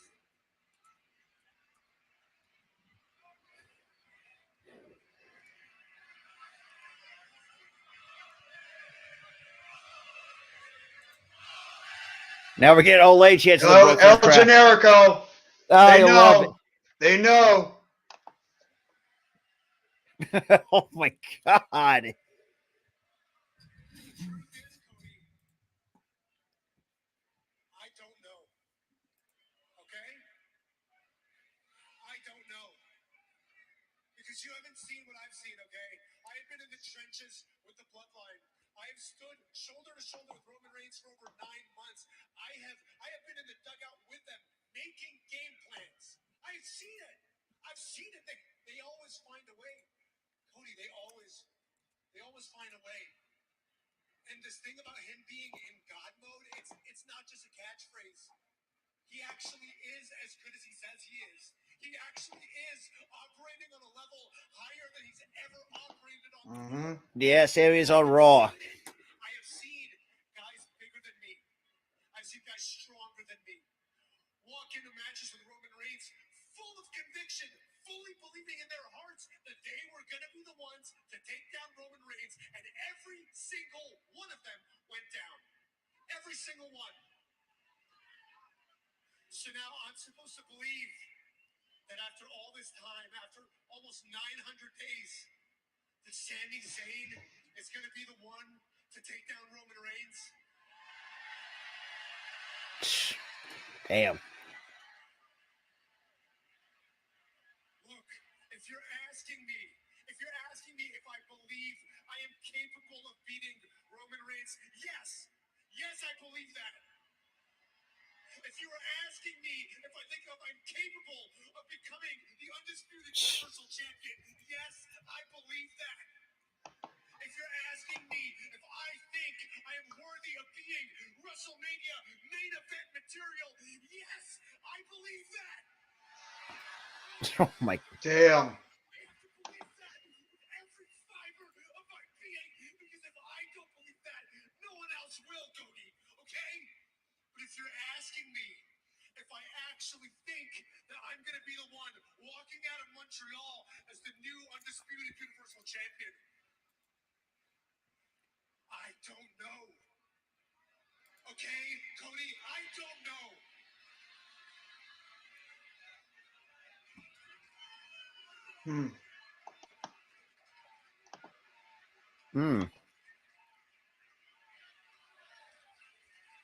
Find out. Well, yeah, we'll come find out Saturday. You don't know? That's what you're saying to me? You don't know? It seems like everybody here knows. Mm-hmm. It seems like your hometown of Montreal, where they watch you as an upstart wrestler, they're going to be chanting your name. It seems like they know. I haven't been where you've been. I haven't watched Roman Reigns up close, but I have watched him from the sidelines. I've watched him from when he became champion to now, and you're right, everybody has fallen. But here's the other thing. There's dissension in the bloodline for the first time ever in his bloodline, and that's because of you. There's cracks in the armor, holes in the scales, and that's because of you. The idea that the greatest champion of our generation could possibly be dethroned, becoming a reality, is because of you. This awesome moment in time that we're all here for is because of you. Cody is so good at cutting promos. That Roman Reigns is God mode. We'll put it on a t-shirt, print it. It looks real good there. But Roman Reigns is a man, Sammy. You crack him open at the Elimination Chamber and you find out for yourself. I won the 2023 Royal Rumble. I punched my ticket. Michael Cole said it on commentary. He said, finish the story. Finish the story. Finish the story. I intend to finish my story. You need to finish yours. This is incredible. Another great promo. Like, sheesh.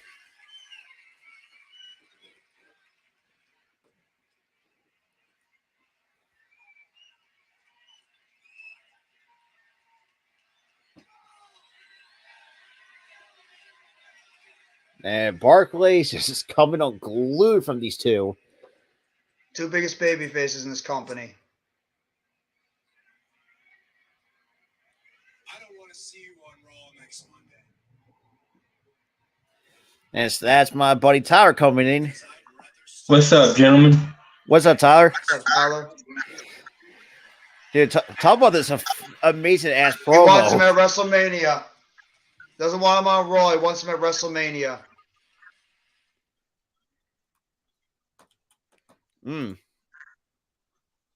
Okay. I just turned it on for like 2 seconds and I want to run through a wall. I'm that hype. Yeah, I mean, so far we kicked off with Becky Lynch cutting her promo, same with Bailey, get you caught up to speed. And then we had the Street Profits take up the Judgment Day, and then me and Jeff knew that Dawkins was going to eat the pin, to get the Judgment Day win. Then we get probably the best. Well, let's be an all-out brawl for the contract signing between Brock Lesnar. Yeah, It's just been beating the hell out of each other. Well. And then Piper squashed Mia Yim, and then we're up to we got done with this promo segment between Sami Zayn and Cody Rhodes. that was great. I got chills again. I like every time Cody speaks now. I get chills. Like you got two guys. He was like, I got told to finish the job, so Sammy finished the job. That got me. We know he's not going to forcefully finish the job, though. He's going to lose. No, he's not. They're going for Cody and Roman. Yeah. It's just a placeholder feud till Mania. Yeah. Yeah, it's been like 5.56 so far. I agree. It's been decent. It's been better than SmackDown in terms of booking. I will say that. Oh man, Oh my god, dude! That's the day Last week SmackDown brought us down tremendously. Like I felt like what the? This was a hot garbage. It was so bad, man. What? Oh my god, it's Connor. Here's Connor. Gosh, she just fucking creeps me the hell out. Dude, yeah, that's the whole point. Connor's the creepy character. And we got a face-off between Nikki Cross and Kana. The creepiest the people. And now you got creepy Candice LeRae here. Hey. Nothing.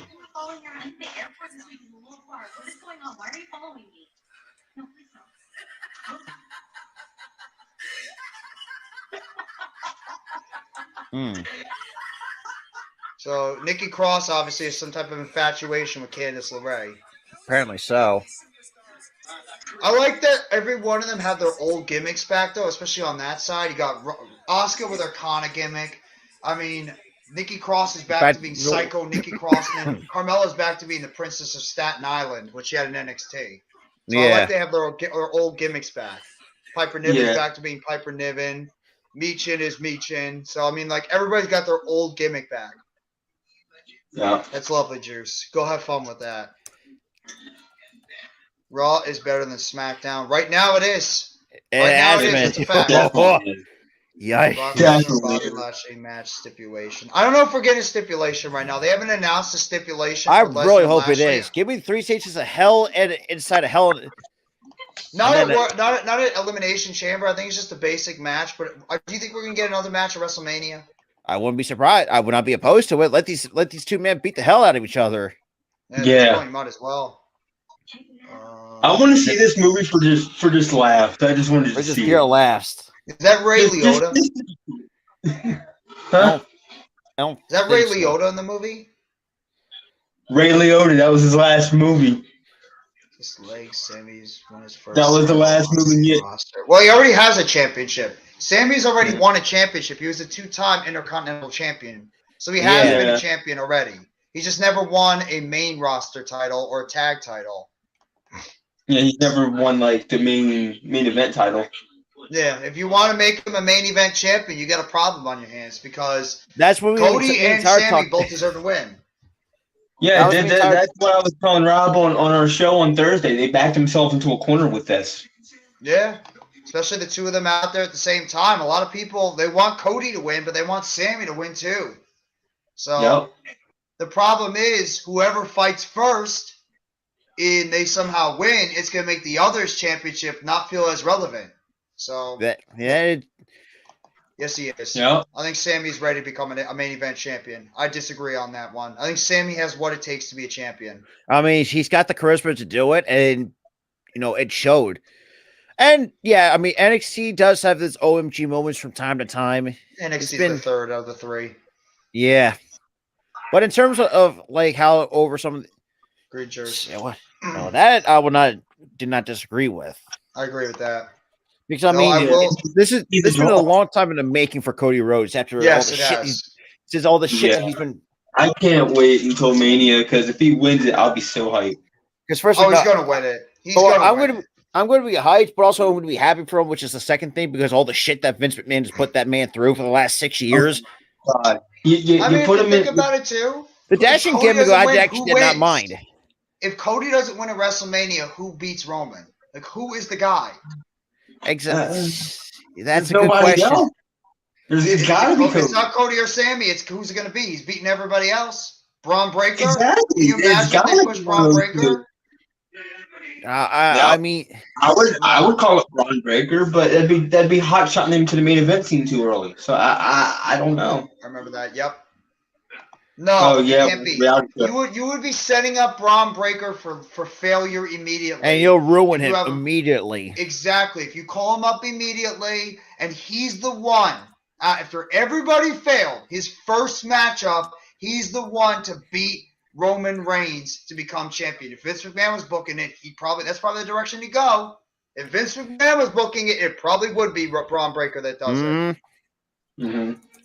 Well, I want him to talk more about his legacy more than I want him to talk about his father's legacy because he's the one that's wrestling the match, and I want to hear what Cody, all the struggles Cody's had to go through too. And now he's Baron Corbin again. My guest at this time. No, I'm not beating Roman. My apologies. Not Repo, man. God, Lord. Judo! Massive salutes and respects to Big Boss Jeffy and all the diehard Giants fans of building from shout out to Jersey too, man. Thank you for coming by, Tudo. Appreciate that, my brother.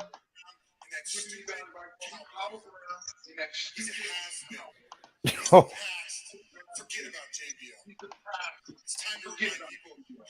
The has been. Damn. We had an interview, didn't we? And you interrupted it for Sami Zayn. For Sami Zayn! For Sami Zayn! I hate to rain on everybody's parade, In the Elimination Chamber, Roman Reigns destroys Sami Zayn in front of his family and his friends. He's a walking dead man. In no world does Sami Zayn. Damn. He has taken him. If you can't tell me that Bear Core's not that bad at cutting promos, if I'm going to be completely honest. He's a good heel. He's just a bad character. It's just He needs to go back to being a lone wolf. That's pretty much what it was. He saved his career. Now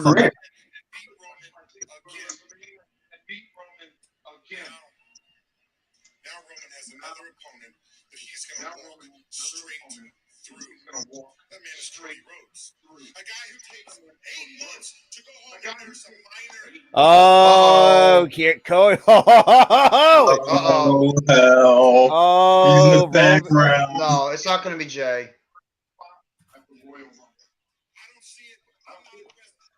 I don't see it. No, stop it, All American Wrestling Show. It's not happening. Matter of fact, I think Cody Rhodes is the GOAT. I think his brother's the GOAT.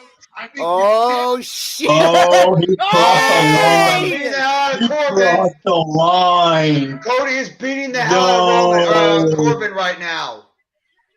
He crossed the line, talked about his father. Oh shit! He's asking You to get talk a rep. about Dusty, it's on. Oh, it's over now. You mentioned his father. Uh-oh. Ooh. You don't mention a guy's dead father, dude. Kick his ass. Kick his ass, Cody. Kick his ass. Now I wonder, is this going to be a way they're going to destroy Corbin and write him off television? Yeah, this is going to be a way to destroy him. Because they say they don't have anything for him, so this is a way to write him off. So that's Unless this becomes like a pre-show match. No, Cody Rhodes not going to be on the pre-show. God. Cody Rhodes is too talented to be on a pre-show. Wait, what? They're having this is a match? Yeah, apparently so. What? Cody is going to be wrestling in a match against Baron Corbin? In In a suit. dude. What? This is very weird. I guess it's the way to write Corbin on television. Never mind. He's wrestling in dress pants, not a suit. It's dress pants. This is insult to injury right here. Corbin gets beaten by Cody Rhodes in dress pants. This is like the Miz wrestling in dress pants, except Cody's more serious. Worse. This is way worse. He's getting jobbed out in dress pants. Well, at least he's like putting up somewhat of a fight. Yeah, some offense, but I don't think. I mean, it makes a little bit of sense in a way. And we got Mitch Kowski. What's good? The Sixers game must be over. The Sixers won? Sixers won. We won by around 20 to the Rockets. Good. They salvaged the terrible weekend we had. You're not wrong. They salvaged Corbin's getting ready to powerbomb. Oh, wait. You got Becky Lynch in the chat. Hey, Becky. What's up, Bex? How you doing, Beck? Oh, Corbin just fell. Corbin literally just fell off the announcer's table on his own. Why did he just fall? fell off of it. I don't know. He just fell off the announce table on his own. That was a clear botch. Yeah. My favorite WrestleMania. Cody to the top.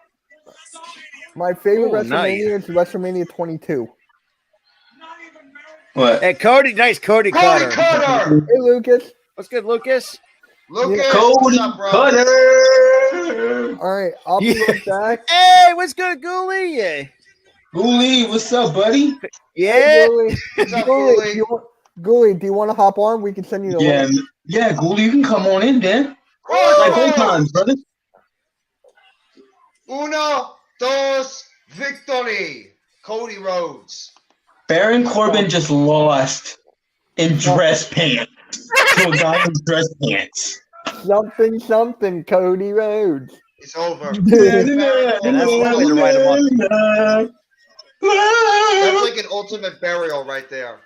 Yeah, that's beyond buried. I'm about to see it. That's beyond buried. All right, Rob, send him the link. Got it. Yeah, just like old times, buddy. I'll be right Just back. like we did. Gotta give me some brownies. What? You're 20 minutes late. Wow. I had to join into that, And man, dude. Here. Now they're showing Raquel Rodriguez, Liv Morgan, and Natalia in the back. Natalia don't care about you. Raquel, slightly. Liv, whatever. Guys, why does it feel like Natty? It feels like Natalia's kind of ripping off Bret Hart a little bit with the way her outfit's kind of looking like. Her whole gimmick is ripping off Bret Hart. What are you talking about? Even to the music. Even to the music. Natalia, please, enough. But I get why she's in the match because it's in Canada. Save it for Saturday. All right? Even to the music, it rips off Bret Hart, man. Yeah. See, her characters are rip off of Bret Hart. Hey. Like, I like Liv, but I don't think she's main event level. Yo! Hey! Oh, you didn't know? No. Hey. What up, bro? It's been like forever. What's up, brother? Just like old times, buddy. Just like old times. It feels great to be back. Yeah, man. Yes, sir. Great. You know what else is great, Ghoulie? Brownies. Brownies. Yeah, the brownies. You busted them out. You always busted. 30 minutes late for brownie time, Mitch. Yeah, Mitch. You know the segment starts at 9. You know the segment starts at 9. Yeah, you're Ghoulie wants to know how you're doing, Ghoulie. You know the segment starts at 9, Mitch. I've been good. I'll say this too, Ghoulie. SmackDown this past Friday, it was horrible. Oh my god! I watched highlights. It was more like Raw on reverse. Yeah, well, SmackDown's that's always one way been to the put wrestling it. show. Because think about it, you had Madcap Moss in a Fatal 4-Way match with the main event. You had Chelsea Green, Sonya Deville, Raquel Rodriguez, a women's tag match with Raquel and Liv taking on Chelsea Green and Sonya Deville. Then you had Natalia cut her promo, Shayna, Lacey Evans and the Jobber, Drew McIntyre, Sheamus squashing Hit Row, and all that stuff. What the But hell? the only thing that was good was the Usos versus. But Rob, I would have them squashing Hit Row as a plus because Hit Row sucks. The Rock. Wait, Ghoulies, who's your favorite? What further? The Rock. Wait, what the hell happened to Karrion Kross? What happened to Karrion Kross? I don't think he knows what to do with him. I was the last one to leave. Me and my girlfriend had a talk about this, and I didn't like the fact that he lost to Ray. Mm-hmm. But I understand why they did it because they want Ray to have a little bit of momentum, only for him to be in the Rumble. I'm pretty sure the feud between him and Ray is not over yet. I think they probably have one more match. I think they should put it on Elimination Chamber, to be honest. So, Rob, bring up that comment again. No, that Hero does suck. Hey, bro, dude, you have a guy who can barely clear the ropes doing the tope suicide. Hero's terrible. Okay, let me say this about Hit Row. I don't hate Hit Row, but to be honest, Hit Row, they need Swerve Strickland. Bingo. Exactly. That's why that's why they kind of been heel, and to be honest, they're heel. To be honest, ever since they returned, it hasn't been the same. It's just that it was a one-man group, and that was Swerve. You know what they are now? They're Click Row. They need to literally be the channel NXT. changer when they're on. They need to go. I just call them Shit Row. To be honest, I don't hate Hit Row. I don't hate any. Well, if there's any people on the roster, I think all of you guys know who's my most hated. Charlotte. Well, that's the second, but the main one. Oh, hang on. Nope, not Roman. I actually love Roman. It's not Roman. I know that. Yeah, I know it's not Roman. Obvious ones. It's not two obvious ones. Well, let me say this. Is it? I'll give you a hint. He got his ass kicked earlier tonight on the show. Oh, Baron Corbin. Nope. Fuck. You always call him Baron Corbin, though. I hate Brock Lesnar. Oh, yeah, that's right. Ghoulies a huge Brock hater. I like Brock Lesnar. Oh, my God. The best moment that I remember when he won a match or he debuted and he had like this long rant during a pay-per-view. It was funny. No, here's the thing. I don't hate Brock as a human being. I don't want anybody to confuse that. But I hate the booking of Brock. Like, they made him this unbelievable like unstoppable killing machine when people forget that in 2002 to 2004 he was a beast. That's the Brock I like. I don't like this Yeah, I era like of that Brock Brock. Yeah. Agree. because like he's limited now. Like, why is he limited? I'm pretty sure Brock can do a shooting star press. I'm pretty sure Brock can do, his amateur background. He was a freak of nature. What's good, But Earl? yeah, like I was like, wait. yeah, Brock. I'm not the biggest Brock fan. I think we all should know.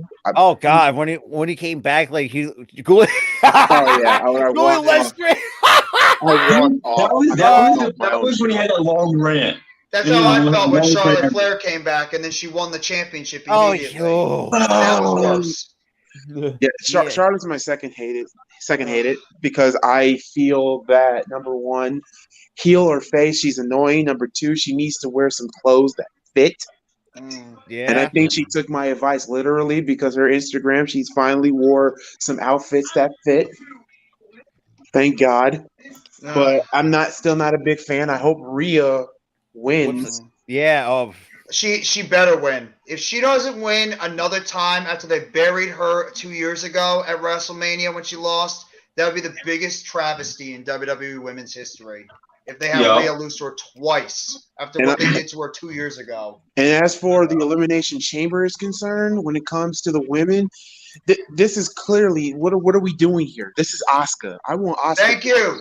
Thank you, Dooley. Thank you. Yes. It should be Asuka's to win. Asuka and that woman should be second. Asuka should dominate that whole Asuka should dominate that whole entire match like they had Shayna did a couple of years ago. Yes. She should beat everybody.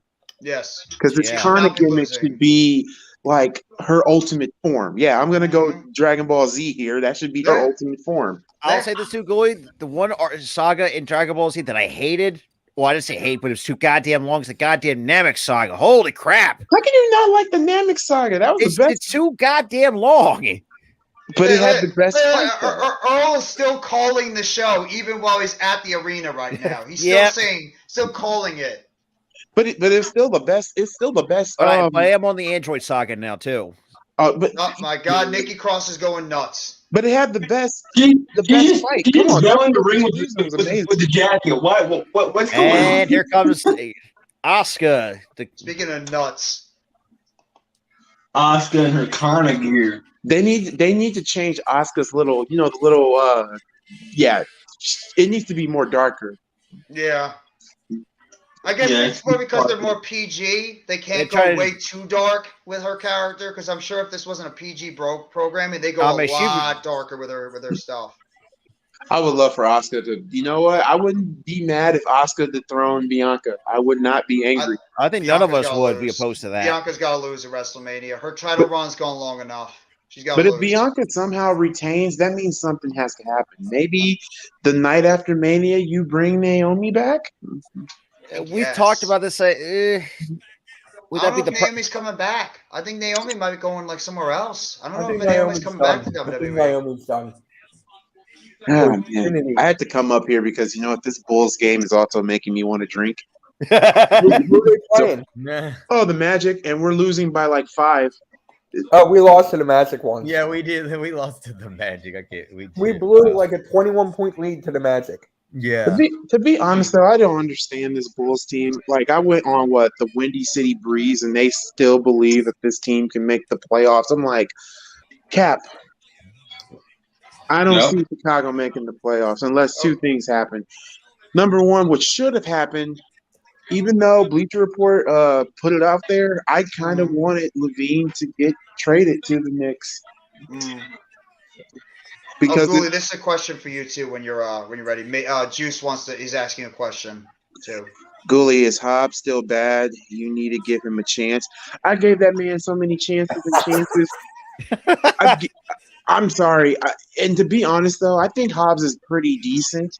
I still don't like him, but he's decent in the ring. But Tony Khan doesn't see him. I hate Orange Cassidy. Oh, by the way, I like Orange Cassidy. Oh yeah, Mitch, I'm gonna say this right now. As a matter of fact, everybody here on the panel here, does Mitch and Orange Cassidy can that be Mitch's older brother?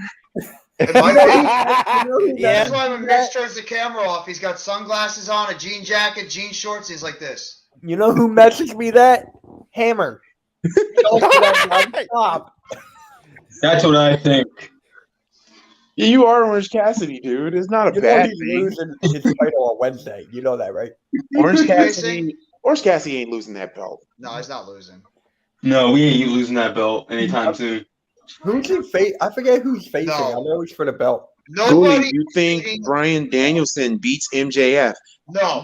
No. I think it's still too soon. Beating MJF. MJF is holding that belt all the way to 2024. I believe at Revolution he should lose that belt to nobody other than Jungle Boy. That's who he should lose it to. I would not be. His contract is up. Like when his contract is up, he should lose the belt to Jungle Boy. Mm-hmm. Either Jungle Boy or Orange Cassidy. If it wasn't for something called the Bloodline right now, MJF would be by far the best thing in wrestling because of how good he is, and we saw it in the ring too. Orange Cassidy comment. To me, terrific. Like the Bloodline storyline, whoever, Tyler, you heard what I posted. You saw what I posted. Someone deserves an Emmy. Oh yeah, that's. And I piggybacked off of that, and I agree with you on that one. Someone deserves it. Even the aftermath, it's still fantastic. Triple H. I think Triple H is how book it. The writing team, the book, Triple H, Roman, the Usos, and Sammy. They all deserve Emmys for that. They do. They all deserve an Emmy. Kevin Owens has been terrific in his role as well as that sidekick. That's and Kevin Owens, yeah. That still creeps the Royal, and then the Royal Rumble was one of the best finishes I've ever seen at a Royal Rumble pay-per-view. That was a phenomenal way to end the show. Just like the image of Zayn on the ground with the rose petals all around him, and Owens just trapped in the damn ring ropes after that vicious assault by the Bloodline. That was great story. That was great. Like the pop. Mm-hmm. Oh my God, that place erupted when that happened. Yeah, the pop that happened when he got hit him with the chair. But now WWE has found themselves in a pickle. They have found themselves in a pickle. It's once again, like Daniel Bryan's season. It's that's what we were just talking about. That like to be honest, I think you go as planned, but But you already know how wrestling fans are. We can be ravenous, we can be evil, we could be smelly, we could be disgusting, but we're not freaking blind. To be honest, if you do not do Cody versus Roman, then give me a fatal 4-way out the deal. Just give me Cody, Roman, Sammy, and Jey Uso. What would you do with Kevin Owens then? With Kevin Owens, to be honest, let him and Gargano be a tag team and let them take down the Usos before the night before Mania. But I don't know what you do. But I think the original plan, WWE's plan, is to have Cody take on Roman. Yeah, and they have KO and Sammy take on the Usos. Take on the Usos. And what else for Solo? Okay, unfortunately, Solo will not get a championship, but I would love for him to win the Andre the Giant Memorial Battle Royal. I mean, that will at least give him a bit of a push and get some momentum going down the road. It makes sense. Didn't Jay win the Andre the Giant?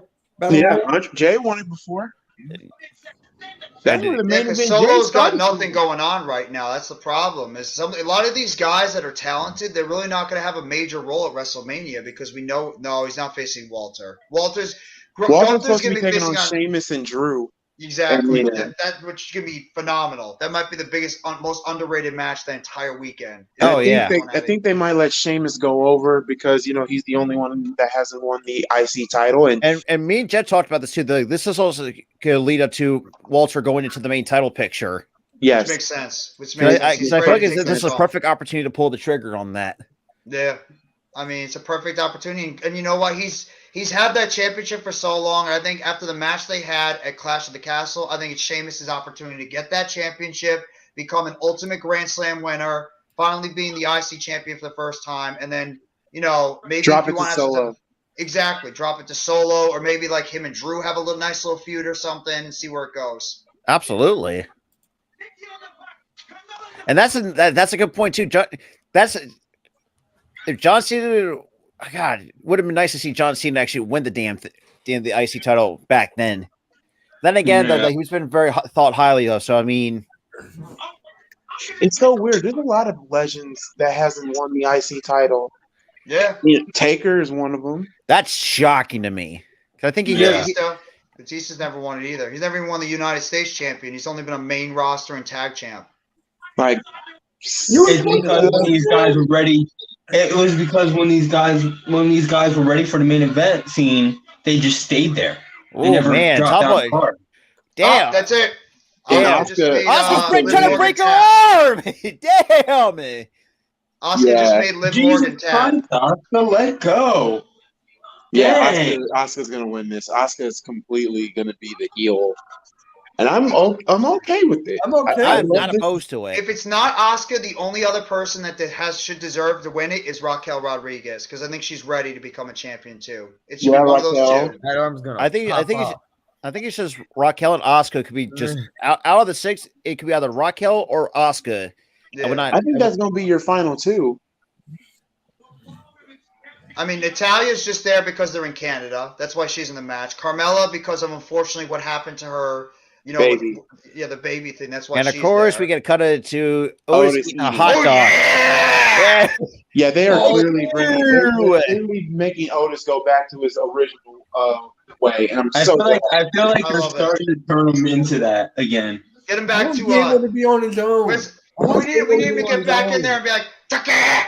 Right? Tucker! What? Oh my God! Get this! Why is this still a thing? With mustache. Why is this still a thing? What have they done? I don't think they're translating the juices. Pause. They're not translating the juices. Damn. God, like seriously, what have they done to Mansoor and Mace? Why is this MMM crap still a thing? Why? I don't know. I have no idea. And the sad part is they're now jobbers in that gimmick too. And think about this too. Out of the one that actually really worked out well after coming out of that Retribution stable is Dijak. Dijak. To be honest, though, I'm not gonna lie. The only thing that's interested in MMM right now is the walking legs. The walking. Are they really trying to the walking horns? Exactly. That's the only thing that's credible. Are you kidding me? Crap. Are they trying to get Otis in the group? It's Bronson Reed. This. What is Mustafa Ali? Mustafa Ali. He's getting sacrificed to Ali. Bronson Reed. You're done. Mustafa Ali's gonna die. Oh my God. To be honest, though, I don't know what you could do with Mustafa Ali either. I think you should put him back on NXT. Yes. Because there's nothing for him. There's no direction. There's no direction. Like, to be honest, though, I thought they were going to have him be the one thrown Austin Theory, which I was on board with. Mm-hmm. But then they scratched that plan.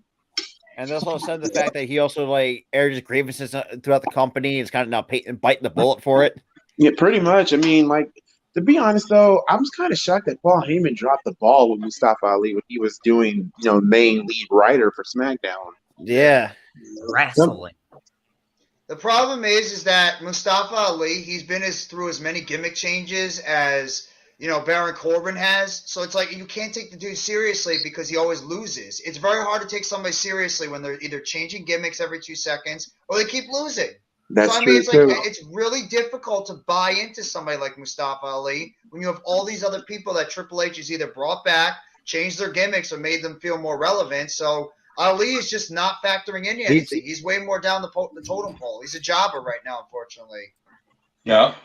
So, yeah, like I said, I mean, if you can put Apollo in NXT. Dude, Apollo's been killing it on NXT. Yeah. And also, I found it very odd. And it's so random. Well, not random, but it's so rare to see this. Carmelo Hayes sweeping him? Yeah. I was like, that's odd. This is also leading up to his potential title match with Braun Breaker at Stand and Deliver in Los Angeles. I hope and pray that Carmelo wins. Carmelo has earned. Because me and Tyler have been very high on Carmelo Hayes. I love Carmelo Hayes. I think that dude's got megastar written all over him. Mega for star. sure. And go. Let me get your thoughts on this. What you think about Toxic Attraction splitting up after that Ding Dong Hello segment? Yeah. You know what? To be honest, I love how they did the tribute to the Rockers. Yes. It was a tribute to the Rockers, and also, to be honest, the right person went heel and the right person went face. Because there's a lot of men out here who really loves Gigi. I don't know why. I mean, there's a lot of.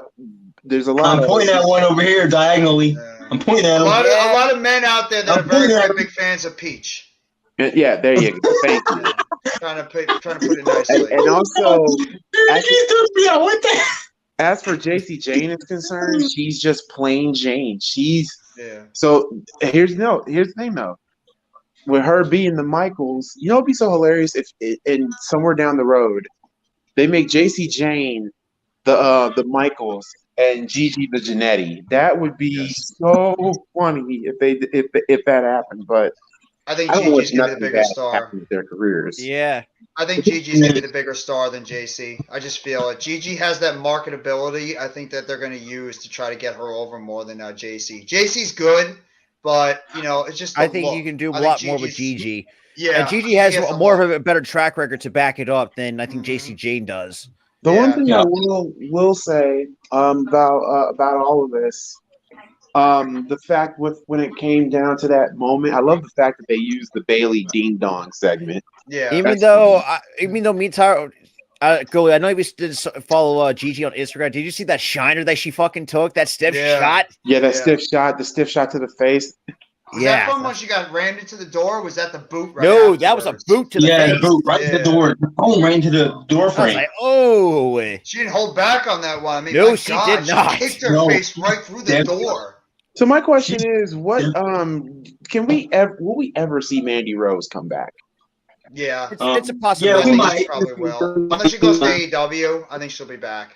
I will say this though to WWE, and I've called out some of my subscribers for this. The fact that they got rid of her because the fan time or whatever the hell it was, but it's so funny though. I get where WWE's point of view coming from, but this is still the same company that had most of its women do Playboy. So that is true. I caught on to that hypocrisy myself too. Yeah. And think of this.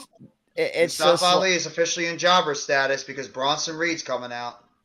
Yep, he's done for. It's the same with Hit Row. When every time when Hit Row's in, they're the first ones in the ring.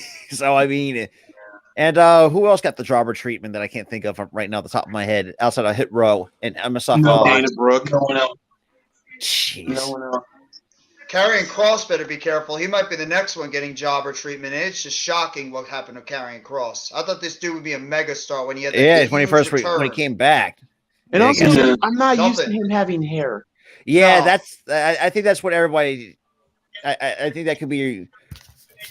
The problem with Kross is he comes off like that big guy. Okay, so Ali is getting an entrance. Never mind. The problem with that's surprising. The problem with a guy like Karrion Kross is he just comes off like as a big guy that the people just don't care about, like a menacing big guy. We've seen it all before. And you take away Scarlett, he's nothing. What is he? People don't care about him. That's the problem. Okay, yeah, last week. Oh yeah, I forgot Mustafa Ali. And Dolph Ziggler had a moment. Yeah, he's still pissed off because Dolph screwed him out of a United States Championship match. Maybe they turn into a tag team. Going? I don't even know where this is even going. Maybe a tag team. It's the only thing that feels like could be relevant. They become a tag team. So Broad's really looking fly in that suit right now. Why am I getting Samoa Joe vibes? That's what I was about to say. I was thinking Samoa Joe, right? Because he kind of a bigger, scarier Samoa Joe. And I'm going to say this too. I was a little upset that my boy Darby Allin lost the TNT title, but I understand why they did it. I don't know what Vince McMahon was thinking when they let this dude go. Yeah, there was a lot of people that Vince has wrongfully screwed. That because look at Shane Strickland, he's fucking killing it with the Mogul affiliates. Oh, I love it. I love it. Love Shane Strickland with it. And you also had Samoa Joe's been killing it since going to AEW and Ring of Honor. Who else? Keith you know, Lee, how when he do you was draw? on, Keith Lee, he's it. still killing. Keith Lee. The women, Ruby Soho, Saraya, Tony Storm, they're all doing very well right now. Shoot, Nia. I thought Nia was back. Oh God, that was luckily a one-off. It was like a one-off thing. Yeah, thank God for that. I was upset. Y'all, Robert, you know I love Nia. Yeah. Yeah, I know that. Yeah. There's one move I would never ever take in wrestling right now. Is that it's a tsunami. I would never ever take that. Would you take a chop from Walter? I actually might think about taking a chop from Walter than taking a splash from Bronson. Oh my God. That's like 400. That's like 350, 400 plus pounds on your stomach. And that's breaking your ribs. Yeah. Either or. It's just oof. And just, geez, I mean, can see how lethal Walter's chops can be. Dude, he just put his elbow, shoulder into that guy. Oh, goodbye. Yeah. Oh, damn! Oh, good Lord! Into the chairs. Oh my God! Yeah, oh my God! God damn! He might have just killed Mustafa Ali on camera. Yeah, he died. He died. Yeah, He's been murdered. He died. Oh my God! God! I'll say this too, though. Can we please get Kevin? And geez, even like the last couple Raw streams, man, me, Jeff, and everybody else. He sucks. Yeah, Kevin Patrick is the worst. It's green as goose shit. He sucks. Wait, who sucks? Kevin Patrick? Yeah. He's terrible as a commentator. Let me say this. I'd rather deal with him. To be honest, though, I don't have an issue with Kevin Patrick, but I don't like Corey Graves. He's like a nudger. He gets on your nerves. He's a tweener, but if you're going tween, I mean, you might as well bring Byron Saxton back. I mean, him and Byron Saxton was not bad on commentary. Yeah, but he was just the naive, 100% pure babyface commentator. Yeah. You had the one bald-headed dude who was straight up the Jimmy Smith. Yeah, Jimmy Smith. Now I wouldn't mind if Jimmy Smith. No, he said some really nasty remarks when he left WWE. I don't think he's coming back. Tsunami! Oh! Damn. That's over. That's over. He just killed Mustafa Ali. Honestly, he should be one of, if not the favorite, to win the men's elimination chamber. I would not. He should not get pinned. That is God. That is look at the height. Scary. That's a lot of weight. That's a lot of dude right there. My God. Jesus Christ, that is scary. That is. Now after the walkout. Yeah, I think he did make some remarks about that. He did. I forgot about that. I don't think it's really hurting Mercedes Moné, though, in any way, or Sasha Banks. Even though her debut in New Japan, when I watched it, I was like, yeesh. I kind of cringed. I was like, really? You gotta give her more time to get her feet up. But the whole move thing, that was more so Kyrie's fault than anything. Yeah. Well, the move thing, yeah. But I'm thinking like her when she came out of the entrance and stuff like that. I mean, you could have done a little bit better with that. He might be injured too. Who might be injured? Who might be injured, Miss Lynch? Yeah. Michael Cole's hurt? No. But think of this too. Bronson Reed is 6 feet, 330 pounds. Yeah. Yo. Dude, I'm taller than him. God damn it. And here's the new, soon-to-be SmackDown Women's Champion. I want to see. I would pay money to see her win that title. She's gonna win. I was hoping to see Dominic take another glam slam. That would be great. I love her theme song. I'm sorry, it's. Okay. Wait, whose theme song? Oh, yeah, her theme song is awesome. I like it. Am I the only one that wishes that this match between Edge, Beth, and the Bloodline, and not Bloodline, sorry, the Judgment Day, should have had a stipulation going on to this? They're setting up Hell in the Cell. Edge and Balor going to hell in the Cell. Pay-per-view. They're going to hell. For Mania? Yeah. Because they were supposed to potentially have it at Royal Rumble. They scrapped it. I think that Edge and Balor are going to hell at WrestleMania, which is absolutely perfectly fine with me because I think that match will be amazing. And I want to see Finn Balor in Judgment Day demon form.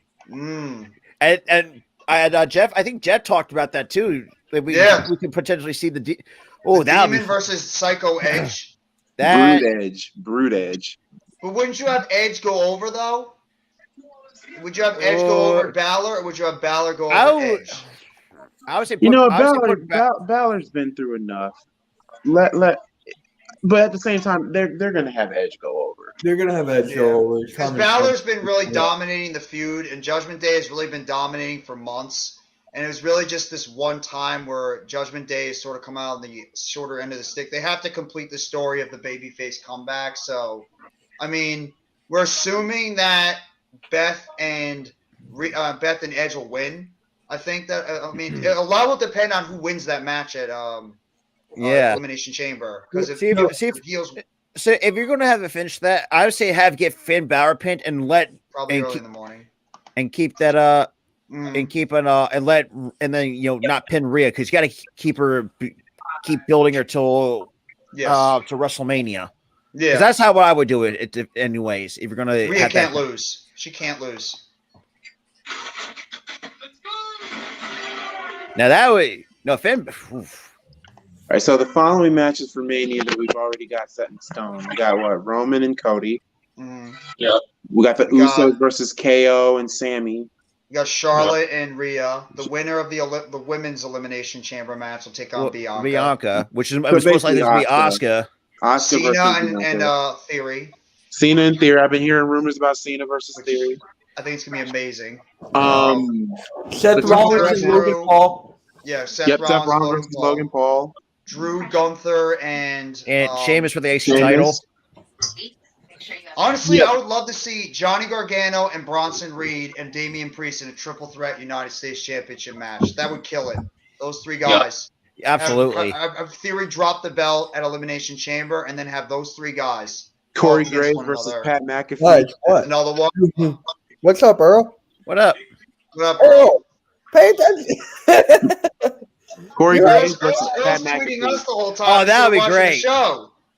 Corey Graves and Pat McAfee. I think that's going to happen. That's going to happen. Needs to happen. Yeah. What else? Ronda Rousey and Shayna Baszler versus Damage Control. Let Damage Control win. I do not want Ronda to win those belts. I'm so tired of Damage Control. Both. Yeah, I'm so tired of Damage Control. Get the belts off of them. They're irrelevant. And I'm going to say this too, even though they're going to have the match here at Elimination Chamber, and I think is going to end in a BS catastrophe. Brock and Bobby one more time. And me and Jeff were talking about this too. Why not have Mania have like a 3 stages to hell match? Yeah.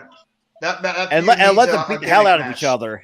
Yeah, that will sell that show instantly. Yep. I can't stand her too, but apparently her contract is coming up soon, and for a fact she said, "I want to be in a tag team with Shayna, and I want to." She said herself, she said, "Like I'm bored as a champion." It's like, what? Hey, it's better than her being champion than her not being champion. Oh my god! I think if you're going to see Women's Championship has been dead for months. It's not been bad. The go home show, it's not been bad. It's doing what it has to do. Yeah, it's get you emotionally invested for Elimination Chamber. And I'm really excited to see where they're going to go with Piper Niven down the road because I want to see her in some champion and title matches at some point. They're building her up as the next big heel in that women's division. Thank God for Triple H to let her get back her name. Yeah, because Doudrop. Jesus, Doudrop. Well, Nikki Cross too. They saved her as well. From superhero. Nikki ASH. Almost that was a stupid decision by Vince. Yeah, that was. They're already irrelevant anyway because the Damage Control have not defended them in God knows how long, so they are already irrelevant. So, and to be honest, those belts are really irrelevant because there's not really a real women's tag team. Yeah.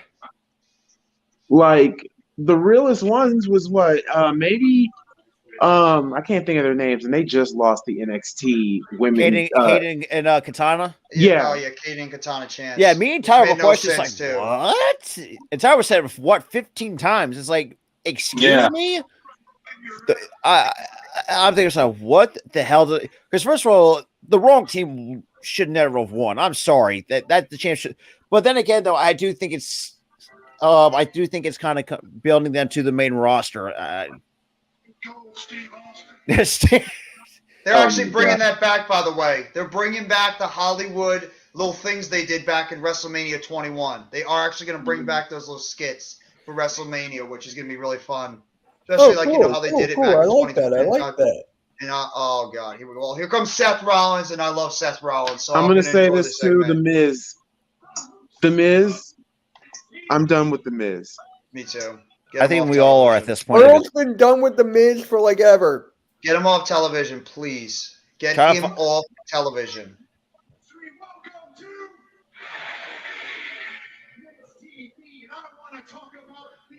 The Jibs. Just get Seth Rollins out, please. The fact that this dude is a 2-time WWE champion is disturbing to me. I'm gonna say this, just to piss off Miz fans. Miz is the Pete Gas of WWE. Oh no! If anybody remembers what Pete Gas was, God, the Main Street Posse. Mean Street Posse. With Joey Abs and what do you Pete call it? Gas and what the fuck? Rodney. Yeah. Rodney. I think the worst decision that WWE's ever made is turning Chavo Guerrero white. Oh my god, no! Kerwin White. Yeah, that's the call. Katie Vick. That was bad. Down. Okay. Or how about this? Mae Young gives birth to a hand. And, oh my god! What in the hell is Seth Rollins wearing? What in the hell is he wearing? You see those shoes? Seth is wearing the Astro Boy. Guys. I think, he robbed boots from Dora. Oh, he robbed boots from Dora.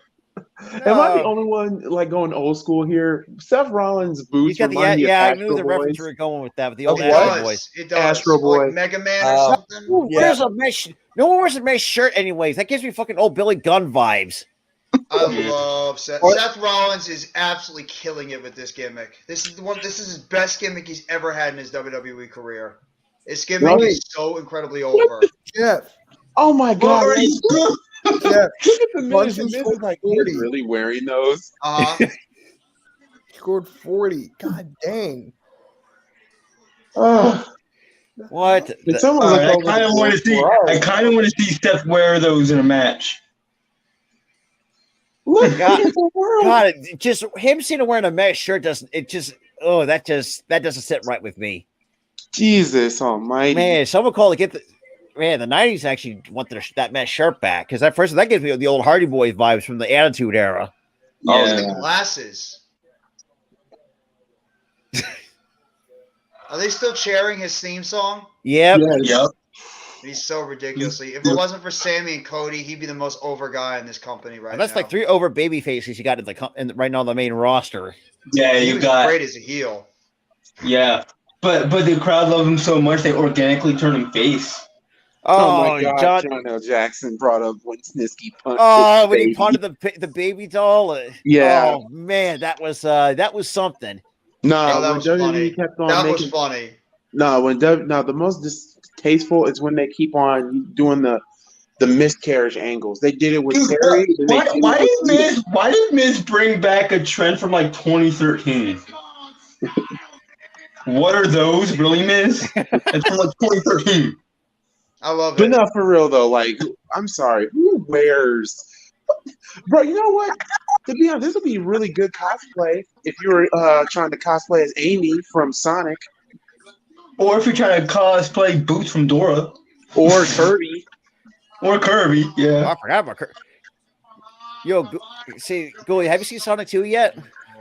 Yes, I have. I'm excited to see where they're to go with it because I want to see more characters get introduced. So another question is: did you not watch the after credits? Oh yeah, I did. Okay, yeah. He's so over, my God. This is insane how over he is. Even though Lord, the whole dang state, the whole arena is singing it. Wow. Something actually happened that hasn't happened in 10 games. The Brooklyn Nets actually lost to the Knicks. The Knicks beat the Nets by 12. About 18. Wow. Who's winning between the Bulls and Magic? Because I'm already. I mean, my Nets are crumbling right now. I'll look it up for you, Goalie. Hold on. I got it. Please. Yeah, please. No, I got it, Rob. I got it. Because DeMar's been playing bad lately because of his hip. Levine's been bitching and moaning with the coaching. Billy Donovan flat out refuses to play Andre Drummond. Oh, Goalie, you're not going to like this. I know, we're losing. It's 86-76 with 6 minutes left in the game. In the fourth? Hey, Goalie. At least you're not a Nets fan. That's worse. Dude, I have to deal with a Nets fan, a Buck fan, and get this, an LA fan. So yeah, a fan of both the Lakers and Clippers. You can't be a fan. You can't be like a Crip and then out of nowhere become an undercover Blood. It doesn't work like that. Did he just pull out a gang analogy? Yeah, he did. This is what I deal with. Like, if you saw my live stream last week about the Bulls, what a garbage franchise we have. Sleeping Angels, I don't know if you saw the Windy City Breeze, but the fact that they still believe that team can still make the playoffs is a cap. Yeah. It's cap. There's no way. I mean, that's why they project they might make the play-in tournament. I don't want them to make the play-in tournament. And now I'm hearing that they might get Westbrook or Patrick Beverly. I'm like, the fact that our executive Arthur, the guy who basically built the Nuggets on what they are today, saying that we just need some guard help. Really, Westbrook? No. Patrick Beverly is a distraction. That's why he got traded. And he's going back to Minnesota. So yeah, and then Billy Donovan apparently has been talking to Russell Westbrook to bring him here. Bev might go back to Minnesota. Oh yeah, yeah, I knew that. I'm effing tired of the Chicago Bulls. Billy needs to be fired. What the hell are we waiting for? To be honest, this is insane. I thought he should be fired. I thought Gar Forman and John Paxton got fired 3 years ago, but it seems to me that they weren't the issue. It seems like it's the Ransford family. And once again, I'm going to say this, and I never thought I would say this. Hey, Jerry, Michael, sell the team. Seth Rollins is calling out Logan Paul. Did you guys see his commercial in the Super Bowl? Yeah. What, you mean the one that fooled America? No, not that one. I'm talking about Logan Paul for the Prime. Oh yeah, I saw that one. I liked it. God, yeah, me too. Seth Rollins with a nice shirt is just so unsettling. I will literally laugh. Hey, Rob. You know that ad? That was the same shirt he wore in Applebee's. Oh my God! Oh, bruh. Yeah, for the Bears, I hope and pray. Like I said, just keep your notifications on my YouTube channel, because once they do a move, well, first things first, they're not bringing back David Montgomery. They already. All right, Juice, that's your thing. Yeah, that's your thing. I said just moved you. Damn. Man, Billy, take it from me and Tyler. Like you and Mitch, you're lucky you got a lot of money to spend. We had got jack squat. And the sad part is, we spent all that money to win a championship. We couldn't even do that. Y'all defense screwed you guys. Yeah, they did. Gannon should be fired out of a cannon because he was an idiot. And Goalie thing is too, he's actually the Cardinals were looking at Jonathan Gannon. Bye. Hey, go away, Gannon. Bye. If the Cardinals still want to be asked, that's on them. Y'all need a real defensive coordinator. Yeah, we're gonna get Vic Fangio. We're gonna get Vic Fangio. No, Vic Fangio's going to Miami. Yeah. I'll say this right now: Seth Rollins is more over than I would even say Sami Zayn and Cody Rhodes are. He's getting like nuclear baby face reaction. The Miz. Oh my God. It's going to happen. He's going to get hit with the Kirby's. He's taking off that Velcro vest. Oh my God. He's just taking off his jacket. I said, he's ready. God. Okay. He just decked him. Oh, he hit him in the face with the chair. Wait. Is he going to stomp him with the Kirby's? Yes, he is. He's going to stomp him with the Kirby's. Hit him with the curb. There's Logan Paul. Austin Theory. There's Austin. Oh, God. Oh. No. Oh, Austin Theory's going to get it. No. Oh, fuck. Oh, Miz got him. Now, if he kicked him in the face, is it actually a legitimate big boot? Yes. Are we gonna get a tag? Oh no! Are we gonna get a tag match? Austin Theory and Seth Rollins versus Oh, we got super kick with the booties. He got super kick with the Kirby's. It's a big boot super kick. Oh, he's gonna stomp on me. If they were yellow, they would be Majin Boos. Yep. Stop! Kirby! With the big boot. Theory's got him. A-Town down. Oh, damn. To be honest, though, I witnessed a man get super kicked with the Kirby's and curb stomp with the Kirby's. So this has given me life. Yes, it gave me life too. There we go. Theory putting the title right in Rollins' face. Getting ready for the Elimination Chamber. Let me ask you all this. What's worse, wearing a bandana and a fedora or wearing a mesh shirt? Mesh shirt. Yeah, the mesh shirt. I'm sorry. I have man boobs. I should not be wearing that shirt. There's children here. Dude. Well, actually, I take that back because actually I've lost a little bit of a substantial amount of weight. I used to be like 350. Now I'm like 317.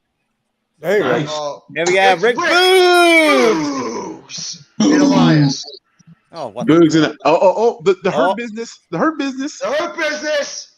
Juice. The Hurt Business. We're talking. I have a funny feeling that they're going to attack Brock.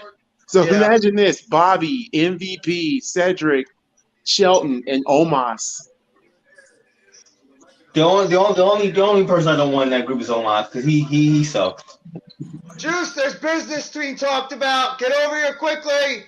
Business is being discussed in the back. Juice is a huge fan of the Hurt Business. He loves them. Who? I mean, And also, just to let you all know, because I told Dub this and I told some other people this, but I am going to be doing a lot more Cubs games on the channel. Hey, more power to you. Yeah, because, to be honest, I'm actually intrigued on what the Cubs did this offseason. Is it enough to win It's Phillies. Yeah, Rick Boogs, I love Rick Boogs. I like you.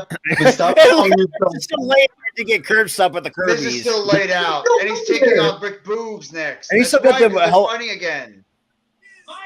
Rick Boogs is oh damn, the Miz is taking on. Oh yeah, that's right. The Miz is. He challenged him last week to a rematch. My man is literally sleeping. Get super kicked. All he's got to do is just roll around and just pin him. Back over. Like, I'm intrigued. Like, I don't know if the Cubs have enough.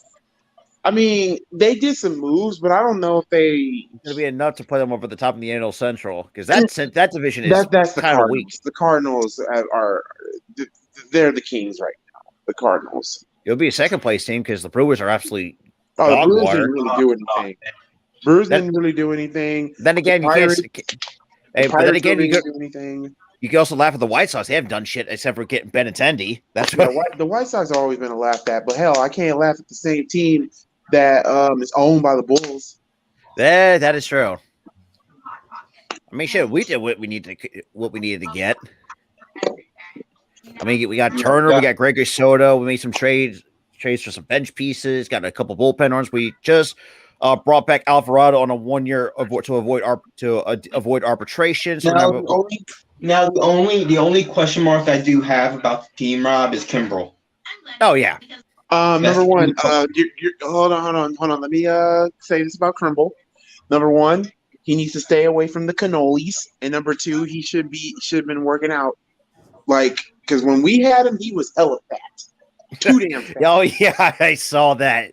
Too damn fat. But here's the problem. We're the land of cheesesteak, so we kind of can't get away from that. But then again, though, we do have some good strength and conditioning coaches will fix it. Yeah, we do. But the thing is too good. We're not using him as a closer. We have Dominguez to do that job. But the one thing that I was pissed off this offseason, but I know maybe I don't know if EJ probably would have been mad, but really, wait, who's EJ's team? Dodgers, but he Dodgers haven't done shit except for Brock. He used to be a Met fan. Now he's a Dodgers fan. He team hops. Anyway, who's a Met fan? Who's a Met fan? EJ, the one Colts fan that Gooley roasts. It's all about. So he's a hopping fan. He doesn't something stick like with that. one Yeah. team? And also a Pacers fan too at that as well. No, he's a diehard Pacers fan. He's a diehard Colts fan. I'll give him that. Yeah, I remember every single what time. teams do you root for? You're all Chicago? The following Chicago teams, as it stands, from least to don't give a shit to the to the ones I'm really, really compassionate about. The one team I don't give a shit and will never do content for them, the White Sox, because fuck the White Sox. Mm-hmm. And I got family on the South Side, so yeah, I'm not scared. You'll never hear me talking about the New York Yankees either. Oh, trust me, Yankees fans are obnoxious as hell. I'm a Chicago Sky fan. So thank you for Candace Parker, by the way. Oh, no problem. Oh, and also right. too, I mean, some of your that Sky fan base is very. You got to be very fucking grateful for what she's giving you. Oh yeah, I am. You already lost Courtney Vandersloot. Who knows with Allie Quigley what her future's up? Yeah, like I'm happy that she won us a championship. I just hate the fact that the fan base just went at her head. Trust me, I get when I put out a short about it. It's like I'm glad that she. I love Miz all the time. Looks at Boogs and he's like, you want to hear the worst thing that the player do? They were called her the female version of KD, ring chaser. when she's got two. She got two with exactly. They're idiots. Yeah, okay, but the Chicago Sky, they're I'm starting to get into them. Probably gonna do a lot more of them on the channel. We're on the Blackhawks, but I've been very distanced from the Blackhawks because of the whole Kyle Beach incident. But now that there's the talk that all the core might get traded because we are literally Patrick King wants out. King wants out. And I will admit this too, Gooley. Our Flyers have not been the same ever since we blew that 3-1 lead. Still there, or he got traded? Patrick King's still there, but he wants out. Is it Jonathan Toast? No, Jonathan Toast left, didn't he? He's still there. I think. Holy shit! Yeah, Taves and Kane have been there forever. Taves is still there. Like, to be honest though, like the Blackhawks, to me, I think they blew their load too quickly, especially when they got Pause. Yeah, I know. Goddamn Rick Boogs. Oh my God, Boogs is bench pressing right now. He's bench pressing the Miz. This is amazing. This is bench pressing. The crowd is loving it. This is amazing. He's doing arm curls with Miz. Boogs is gonna get over because his character is so good. Boogs is gonna get over as a single star. This is amazing. The Miz getting his ass kicked. This is all I wanted. And this trunks he's got my balls are massive still sitting on the trunks. Don't hurt him, Boogs. Yeah, you can hurt him. I mean, good night. He needs to be with the wife and kids. 2, 3. Miz is literally a glorified jobber now on WWE Monday Night Raw. Thank God. Yep. All is right with the world. But yeah, the Blackhawks. Then it's the Cubs. Care about the Cubs. The Bulls. The Bulls and Bears are tied for the teams I care about in Chicago. Now, outside, college-wise, college basketball, Butler University. Oh, Chelsea Green. Karen! Chelsea Green is too sexy to be a goddamn Karen. So you ain't wrong. Tell that to Matt Cardona. Yeah, tell that to Matt Cardona's face that his wife is sexy. Also, where the hell that was another missed opportunity too. You could have brought his ass back. Yeah. I think there's a legal issue going on with Matt Cardona. He wants to come back, but he doesn't want to be in the Zack Ryder gimmick. He wants to be right. He wants to be Matt Cardona, yeah. Oh, she's trying to get herself in the chain. She's a straight up Karen. What? Who thought of this? Triple H. To be honest, though, if you really wanted to put Chelsea Green over, make her be the psycho bitch that she was in TNA. What do you mean, Van Ness? You want to remember when she was in TNA when Laura Van Ness. Laura Van Ness, yeah. Yeah, when Lauren Van Ness when she got left at the altar for Allie. Yeah. Yeah. When she got left at the altar by Grado. Yeah, like, do that. And then we should go like Messi or something like that, like Messi Chelsea Green or something like that. God, no. So yeah, no. Yeah, she's Why? back. Yep. No. Yep. Why? Also, college football, Ohio State. Oh yeah, Mitch is gonna hate this. Ohio State. Yep. I love it. F Michigan. I love that too. What did I do to you? You didn't do nothing to me. He's an Ohio State fan. He has to hate Michigan. It's like well, and also this too. What else is in Michigan? The Pistons. That's a division rival. I'm not a Pistons fan though. I know, but it's still Michigan. That is true. The Lions. The Lions, but I can't hate on the Lions. I actually that's like me rooting. That's like me being okay with the Eagles. You'll never ever see me caught dead ever rooting for the Eagles or the Cowboys. Oh God! Obviously, you can tell what fan I am, Ghoulie. If you could tell my hatred towards the Cowboys and Eagles, you probably know what fan I am. You are a Giants fan, exactly. And to be honest, I mean, let me say this. I don't hate the Giants, but their fan base, oh God. Do you think our fan base is worse than Cowboys and Eagles? No, you're not worse, but you're like our fan base flips cars and you think they're bad? And breaks TVs. No, to be honest. Yes. Okay, that was a comedy thing. No. I'll go old school. I'm gonna go old school with this one. You guys booed Santa Claus. Yeah, we booed Santa Claus. We threw snowballs at people with batteries and all that but shit. You cheer when people get hurt.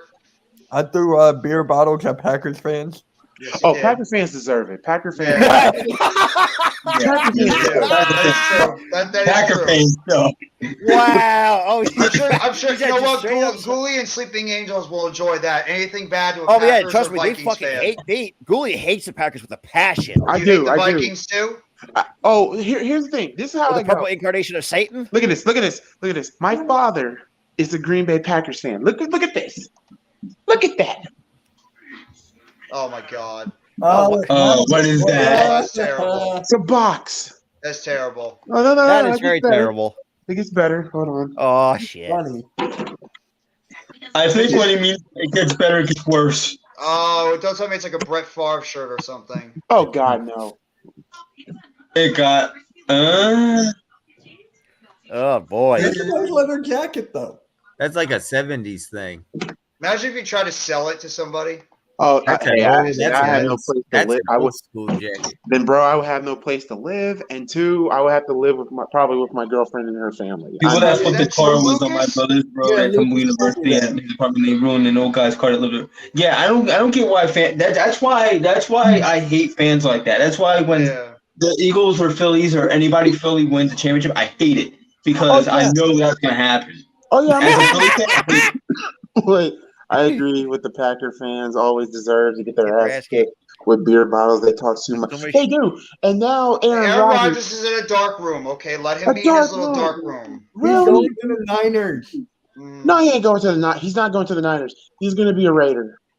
Yeah, he's going to be a Raider. I think he's going to be a Raider too. No. A Raider or Jet? I was about to say a Jet. Wentz is going to the Raiders. He's not going to the Raiders, Mitch. He's not. Nobody wants Carson Wentz. Carson Wentz is just going to be there. Carson Wentz is just out of league at this point, man. Carson Wentz is going to be a Panther. Yeah. Wouldn't be surprised. He's going to be of course, Rob. He can't get away from the pain. Can't get away from it. I think Jeff also said, do I hate the Vikings? No, I don't hate the Vikings, but I will say this, Kirk Cousins ain't it. No. I watched wrestling. No, Guys, I watch wrestling to escape from my problems, and they're showing my problems. Bro, you're gonna have to hear this for a long, long time. Hell, even Scooter Magruder's on your asses right now. Look at the smile on Judgment Day's face. Like Tyler, even Scooter, I'm looking at Patrick Mahomes right now. Tyler, Scooter Magruder's on your head right now. So yeah, I figured. Dude has been talking hella crap. The fact that he still said the Eagles were fraudulent, I'm like, I will agree to this. I think the Eagles had the easiest way going through the NFC.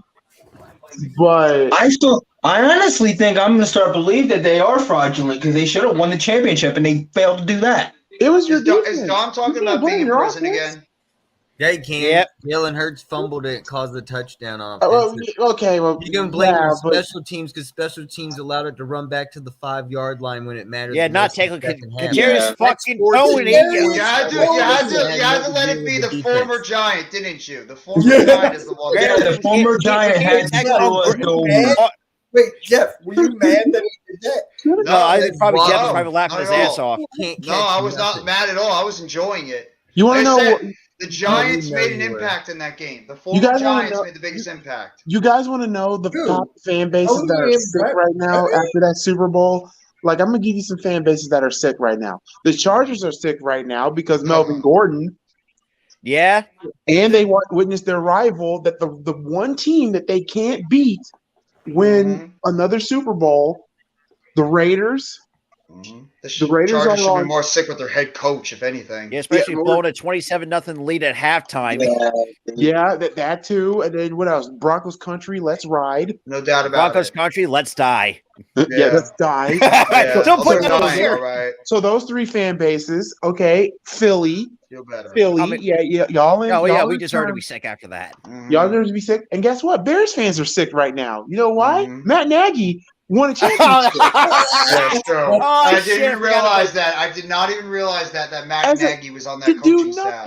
He's basically a quarterback coach, and all he does is freaking nothing. The fact that he got a championship is disturbing to me. It makes, to be honest, pause moment. This makes some. This is like balls itch territory because this is crap. What is this? What is this? This gave us crabs. The Bears fan base. No, it's a major pause. Yeah, Bears. That's a huge pause. See, this is why I love Gooley. At least Gooley's not holding back on this one. Gooley has said the most random and questionable stuff. It's hilarious. Because remember, hey, Tyler, you remember this? I got 4 words for you. I still had the clips. My God. Yo, Rob, can you run the clip?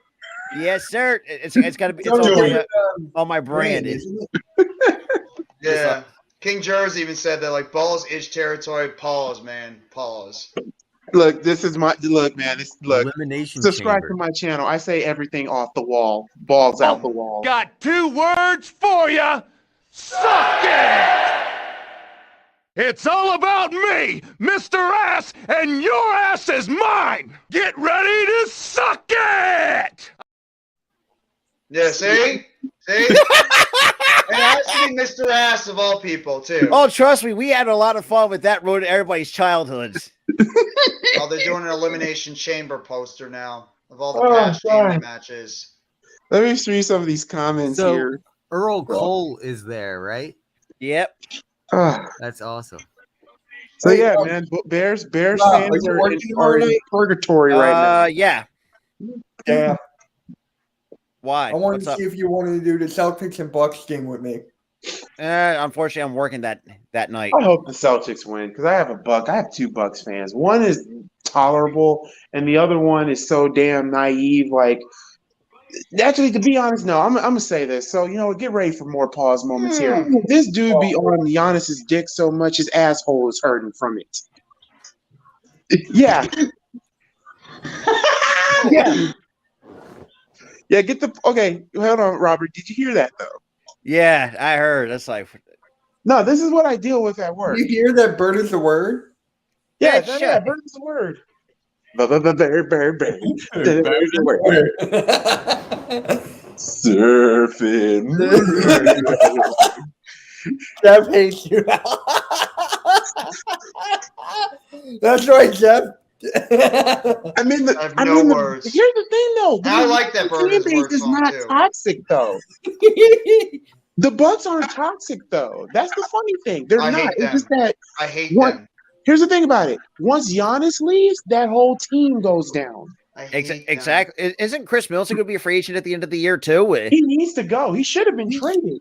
He's just questionable with his injury. He can't stay healthy, and this is why I keep telling. And this is you can see Giannis doesn't do well without Chris Middleton.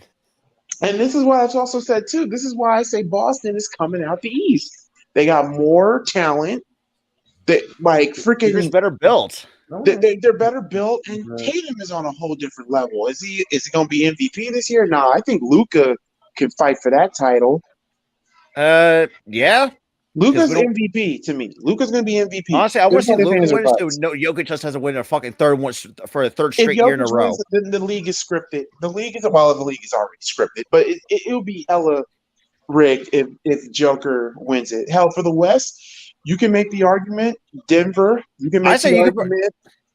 I say don't forget about Sacramento. They're a sleeper team in the West. That's a surprising team that they actually have an above 500 record for a team that been a laughing stock for the last 16 years. And now also there's a possibility that Carmelo Anthony could be a Phoenix Sun. Now if that happens, you got to put Phoenix on there. You got to put Dallas on there. Yeah, because and I said this too. Phoenix, if you do get Carmelo Anthony, it's championship or bust. For them, the West is it's already championship or bust since they traded for Kevin Durant. Oh yeah, and also the West is completely stacked. And also, let's not forget about the one team that everybody, think is dead in the water. Golden State ain't dead. Yeah, they're not dead. Sorry. I'm certain. No. Or I think another team that could be a sleeper going forward, if somehow sneak into the play-in, is the Oklahoma City Thunder. Lucas, I'm a Nets fan, and I'm already starting to fall asleep on the Nets because they're just not good enough. They don't think about it. You still have Ben Simmons, from what I've. They're not good enough. They got their asses kicked out by the Knicks. By the way, Jeff, congratulations on beating us on primetime television because, oh God. that might be our last relevant win in a while because I don't like the team. I don't think is offensively going to be able to compete with some of these other teams, and they give up 124 points to the Knicks tonight. So. And this is my thing with the Bulls. It's just like last year. Remember, they could beat bad teams, but then lose to good teams. Mm-hmm. This year, they can beat good teams and lose to bad teams. And lose to bad teams. And then also lose to teams that are kind of in a rebuild. The fact that we didn't do nothing in the trade deadline tells me a lot that this organization. Hey, we didn't do shit either. Nobody's a bigger joke. Nobody's a bigger joke than my franchise. Right now, we take the cake.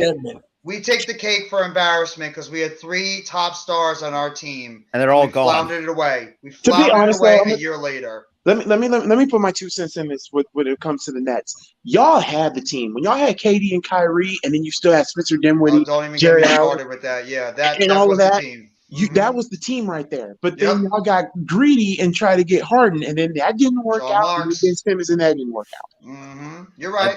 And think of the Goy, they're stuck with Simmons. And who's the You're absolutely 100% right. That team should have never broken up. I agree. 100%. They would have won 3. To be honest, though, Brooklyn, if they would have kept, the same squad without making a dumb ass trade with Harden, they would have won 2 or 3 championships. They actually could have been the favorites in the East, but right now, even with Boston on the rise. But hey, this is what happens. This whole super team, and for everybody that wants to blame KD for the super team, no, you need to look at your LeGoat, your LeBum, LeBron James.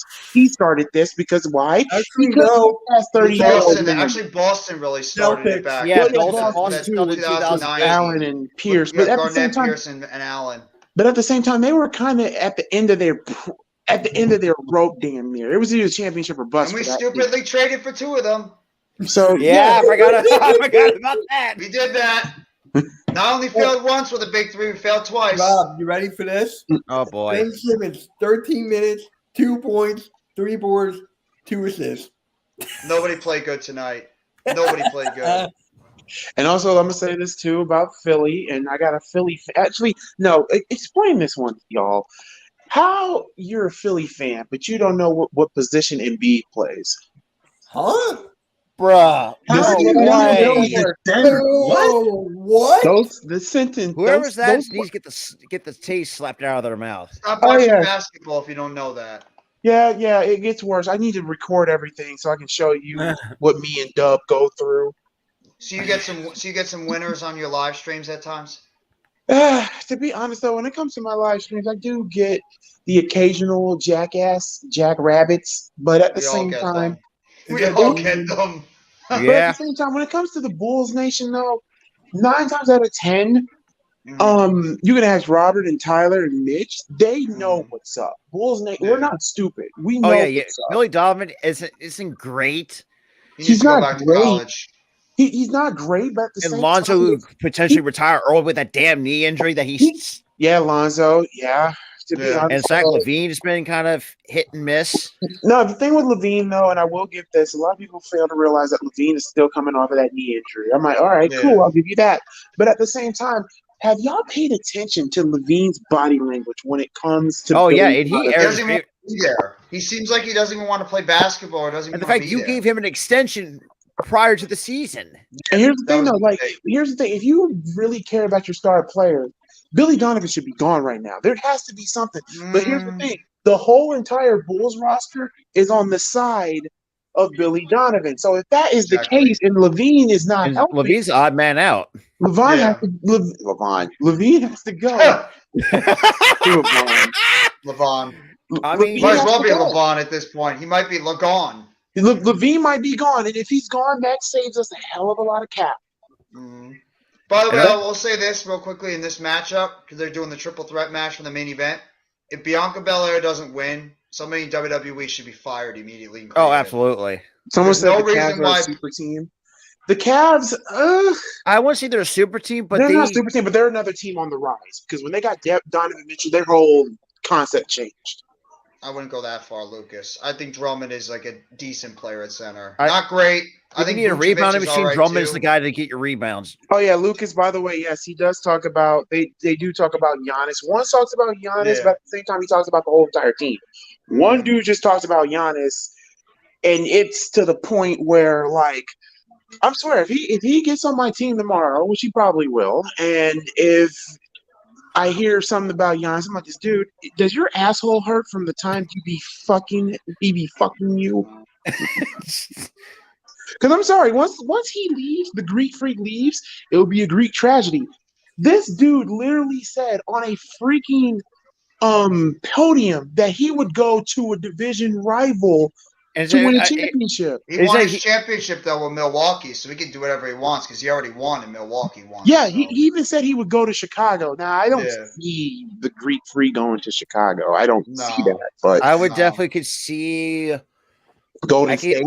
Golden State, Boston, maybe if they do. Boston, shoot. Matter of fact, what if he went to Dallas? Miami. But what he's going to Miami? You're going to Dallas. Possibility with that roster? I mean, yeah, but at the same time, you know what? It would take the pressure off Jimmy. And not to mention, too, we just picked up Dwayne Dedman as our backup big. Good Lord. I mean, hey, he could go to the Sixers if you guys fire Doc Rivers. Yeah, Doc should have been. It's 3 years. Thank you. Doc not firing him. The only way, like I said, you're firing Doc Rivers is if you guys literally start tanking. Then he'll get fired. To be honest, though, here's what's gonna happen, dude. Jeff, this is what's gonna happen, man. Mm-hmm. This is the typical Sixers. They do good in the season, and then when it comes to the playoffs, we shit the bed. You shit the bed. Watch James Harden will do it. He'll do it. I'm sorry, James Harden is not the answer. James Harden. No, thank you. And blame Morey for this because before the season started, he tried to rebuild the 2017 Rockets. Oh God. Well, you got Daniel House Jr. Trust me, I know all about James Harden and him failing in the playoffs. He did it to mine.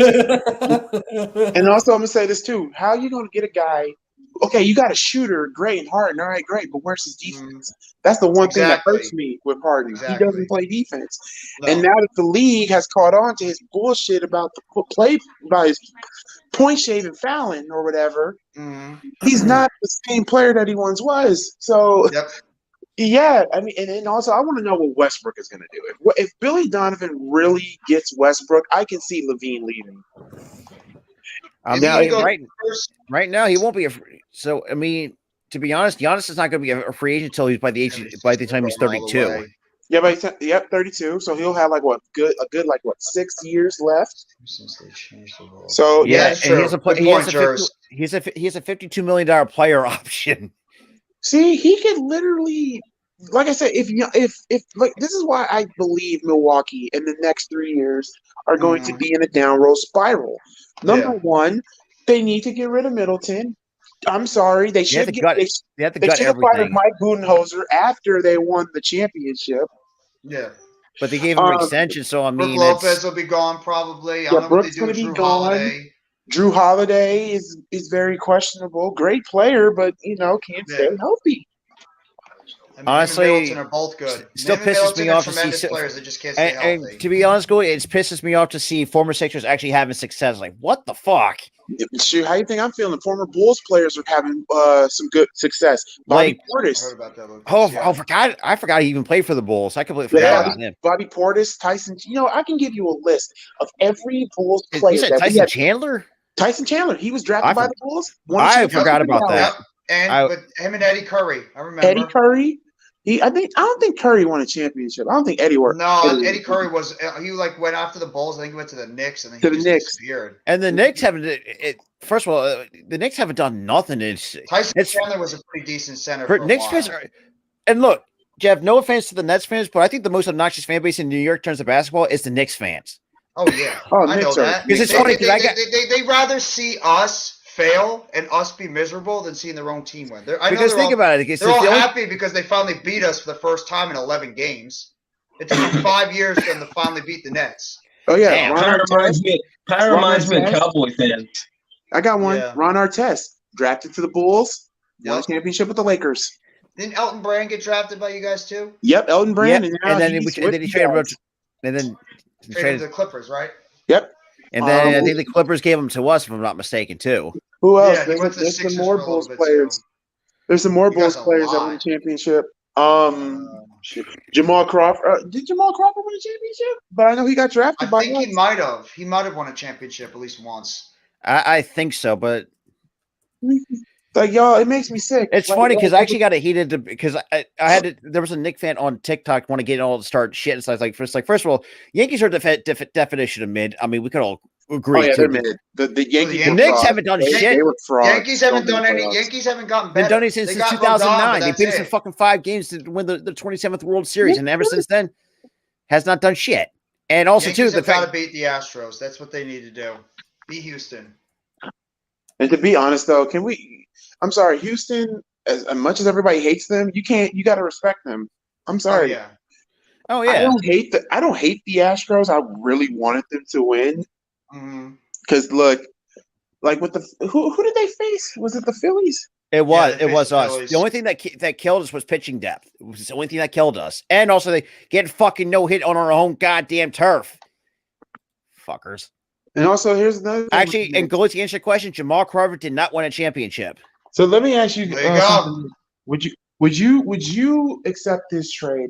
And this is the trade I want the Bulls to do over the offseason if Levine's attitude ain't going to change when it comes to Billy, even though I want Billy Donovan fired. You trade Levine to either the Knicks for RJ Barrett, Obi Toppin, a first-round pick from 2027, and potential Derrick Rose. Yep, bring D Rose back home. Let him go back to Chicago and retire there. Yep, and retire there. Because I feel like that torn ACL has that really pretty much. He has not been Crawford or Rose has not been the same after that knee injury. Or his other knee, like a year or two later, tore the opposite knee. Like, would you accept that trade? Because that's what I want the Bulls. Well, then again, who's the GM for the Knicks? I have no idea. Now it's Leon Rose. But then again, though, I've seen some dumb trades, but I don't know. Do the Knicks want to give up RJ Barrett and Obi Toppin? They should give up Toppin. They're not playing him. They're not playing him, so why not? And then you also got Todd Thibodeau, which is another guy that should have been fired They keep playing Julius Randle more. Toppin has no position. So, I mean, he's knocking on the court. That's the problem. I wouldn't be surprised. I mean, Toppin would be a better solution to having Derek Jones Jr. Yeah. By the way, Billy Donovan wants Derek Jones Jr. How tall is he? Like 6'9"? Why are you having him play center position? Scott Perry is the next GM. No, I think Leon Rose is the GM. Scott Perry's like they're part of their front office. Mm-hmm. So Leon Rose is their general manager. Scott Perry's like part of it. And also, Jeff, would you accept this trade? We'll give you Kobe White and a second-round pick. You give us Joe Harris. I'll take it. Kobe White, yeah. We can shed Joe Harris's contract. Do I like Joe Harris? Yes, I would. There's nobody on that team. The only players I'm not trading off the Nets is 4. Claxton, Bridges, Cam Johnson, and Cam Thomas. They're the only 4 I'm not trading. Anybody else? Cool. So how about this? We give you a second-round pick, Kobe White, and we give you I don't want to give you Javonte Green because that dude is going to be a beast. And that's another reason why we've been losing because Javonte Green's out for the season with a broken kneecap. Mm-hmm. How about y'all kind of do need an extra big man. So because we're not using this is a pretty good match. We're not using him anyway. What about Tony Bradley and Kobe White for Joe Harris and good old Tony Bradley and Seth Curry? We should have traded Seth Curry at the trade deadline. I didn't understand that one. He's not been healthy for a lot, and we have redundancy at the shooting guard position. We have too many guys that shoot and can play defense. Like for us, we need shooters because look at this. We were 0 for when I was watching the live stream of the Bulls in Orlando. We were 0 for 9 on 3-point range. Mm. We don't have no shooters. Here's the thing about this: the Bulls are using the 2005 offense in a 2023 type of NBA where the league has changed, and this is why I can't I want to see them win another championship. The last time I got to see it was 1998. I just love to see a championship. Period. I've never seen it in my entire life. We have not seen one since 1983. I've come close twice. This is a very good match. I agree. Just like hearing back and biggest too, as I'm not saying because I'm not a diehard Flyers fan. We have not seen a Stanley Cup since 1975, when my grandparents were 14 and 15 years old. They were in middle school. Thank you for giving us relevancy in 2011. Fuck off. God damn it. God, we have not been the same after that. We have never been the same after that. Think about it. New York hasn't been relevant in terms of championships in years. We haven't won a championship since 2011. The Giants won. We have the only championships we've won recently is the Yankees in 2009 and the Giants twice. Otherwise, and the Devils in 2003. Otherwise, we have not won. And the also NYCFC as well for Major League Soccer. Yeah, too. That's true. NYFC. Well, the Liberty are supposed to be a really good team this year. Dude, the Aces and Liberty. That's going to be the 2 super teams of the WNBA. Yeah, the Liberty are supposed to be really good. They apparently got the best player in WNBA. I mean, you got Courtney Vanderbilt. You had a Courtney Vanderbilt to that roster. Yeah. To be honest, Sleeping Angels, to answer this question, I believe the Bears can win a championship in the next 3 years. Do you believe in Justin Fields? Yes. I figured. I had a feeling you were going to say that. I do. Because he's the right coaching staff around him. Yeah. He is him. Yes, I agree. I think the best thing for you guys to do is either draft that defensive end out of Alabama or take that first-round pick, trade it for a ransom, and get a whole lot of draft picks and build that team. To be honest, though, I really would love for them to – this is what I can see the Colts and the Texans literally being greedy. I think the Colts be the more greedy ones. And to be honest, though, I would love for the Colts, for us to make the trade for the Colts. I want the following. I want 3 first-round picks. I want Michael Pittman Jr. I want DeForest Buckner. And I want Quentin Nelson. Oh. You think they would give up all those guys? Yes, because it's the Colts. And Jeff ain't doing shit. Jeff, I don't know if Rob told you or Tyler told you. I may support my Chicago teams, but I don't live in Chicago. Yeah. And also, too, I think you got Chris Bauer might be on the hot seat as well with the Colts. Yeah, I heard that, too. Bears want Saquon. Guess what? The Bears want Saquon, and I think they're talking. We better keep Saquon. We're going to keep Saquon. I don't see him leaving. If the Bears get Saquon, I'm gonna be. You better give him a line. You got to give him a line. Yeah, you have to give. I don't see the Giants letting him go. I think they're going to franchise him if they can't work out a deal. I don't see Saquon Barkley playing anywhere. I mean, you also got Brightwell and Breida. Why don't we could always like sign a running back or draft one in the draft? Yeah, I mean, right now Barkley's the heart and soul of that team. They're not going to let him go. Absolutely. I think the best right now. I've seen that right now. The best running prospects, Bijan Robinson out of Texas. Yeah, everybody wants Bijan Robinson out of Texas. Yeah, but and also here's the thing. I live in Indianapolis, and all Colts fans right now, they don't know what to think. Like they don't know what the Colts franchise has been like I said, this whole send from after they're cursed after Andrew Luck retired because y'all. Damage control is on the outside. By the way, I'll be right back. Dakota Kai is on crutches still.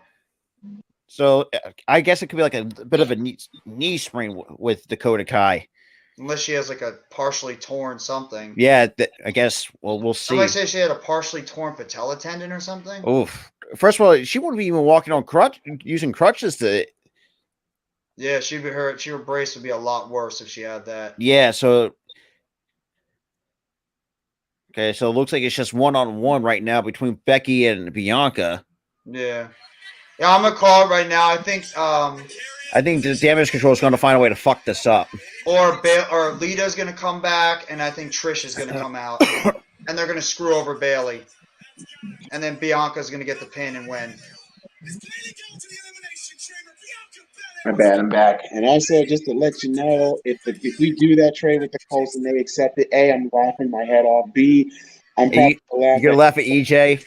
Yeah, I'm going to laugh at both Dub and EJ. Oh, that's right. I forgot Dub's a Colts fan. Oh, good Lord. Oh, I feel bad for him. And also, here's the thing, though. Here's the difference between Dub and EJ. Dub... He knows where his team stands. No, remember EJ said that the Colts were a Super Bowl caliber. Oh, yeah. They have a great defense. They just don't. They're about to hire Shane Steichen as their head coach. Their head coach. I like Steichen, but he's not a head coach. He's not ready to be a head coach yet. Trust me, if you like the screen game, that's your guy. And to be honest, though, most of all the Colts' coaching staff went to Chicago. Yeah. Except for Sirianni. Except for Sirianni, but you know. I'm happy. Like I like Matt Eberflus. I like him.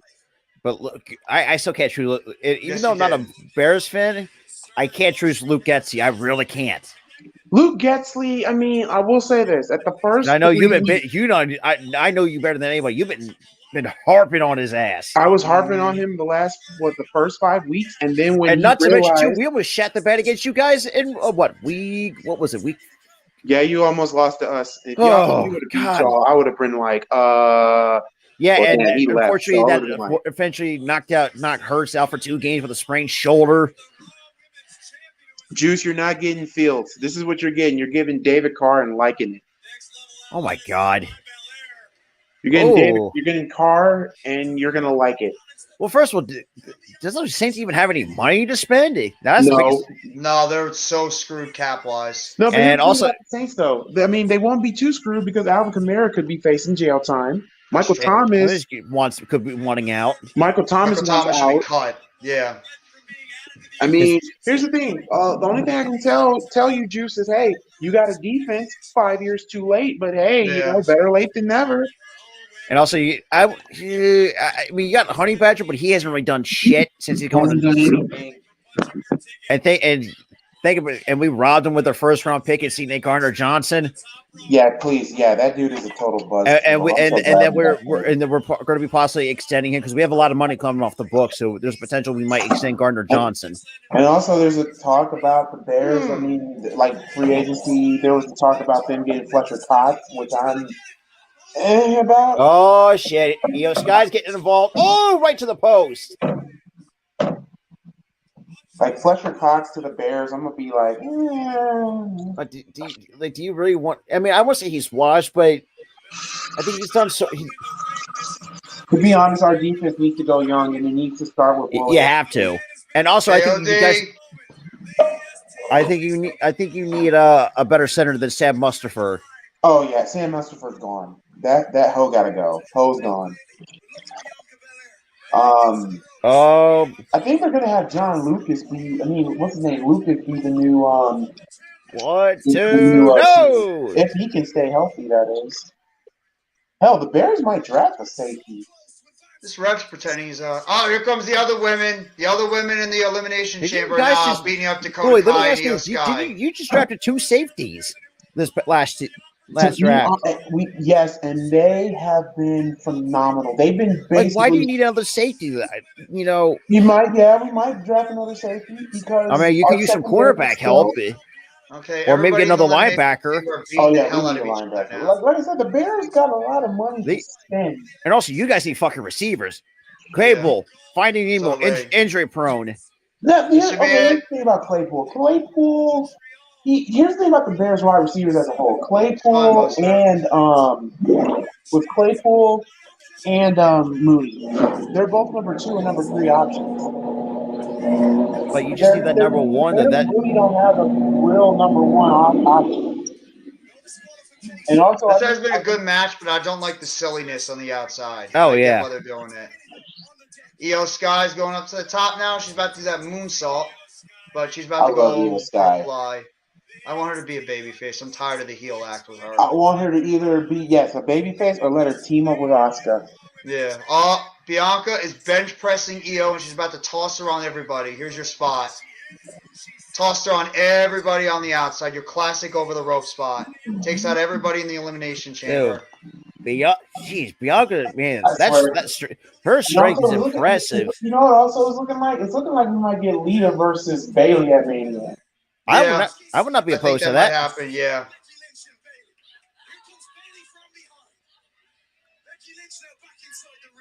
Oof.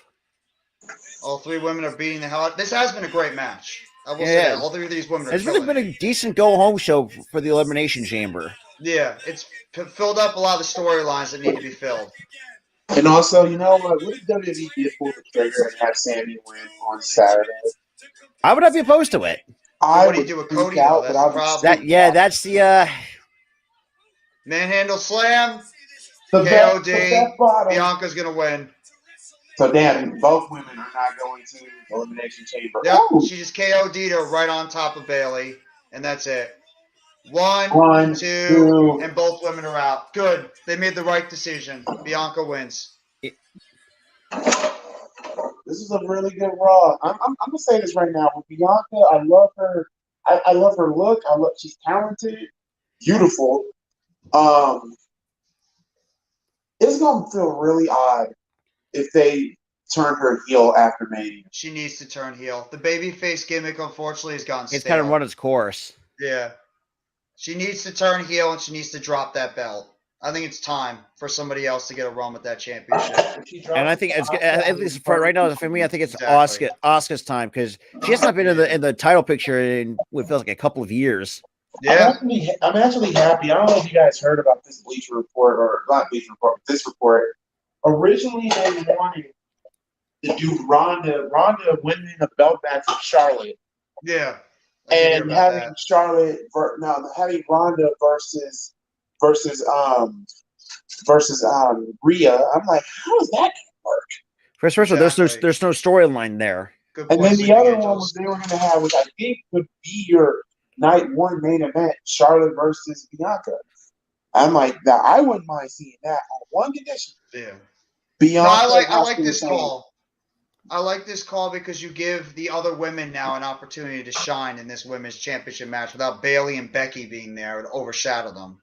Yeah, because it's like we see Becky, Bayley, and these 4 horsemen one too many times. It's time for everybody else and try to build them up.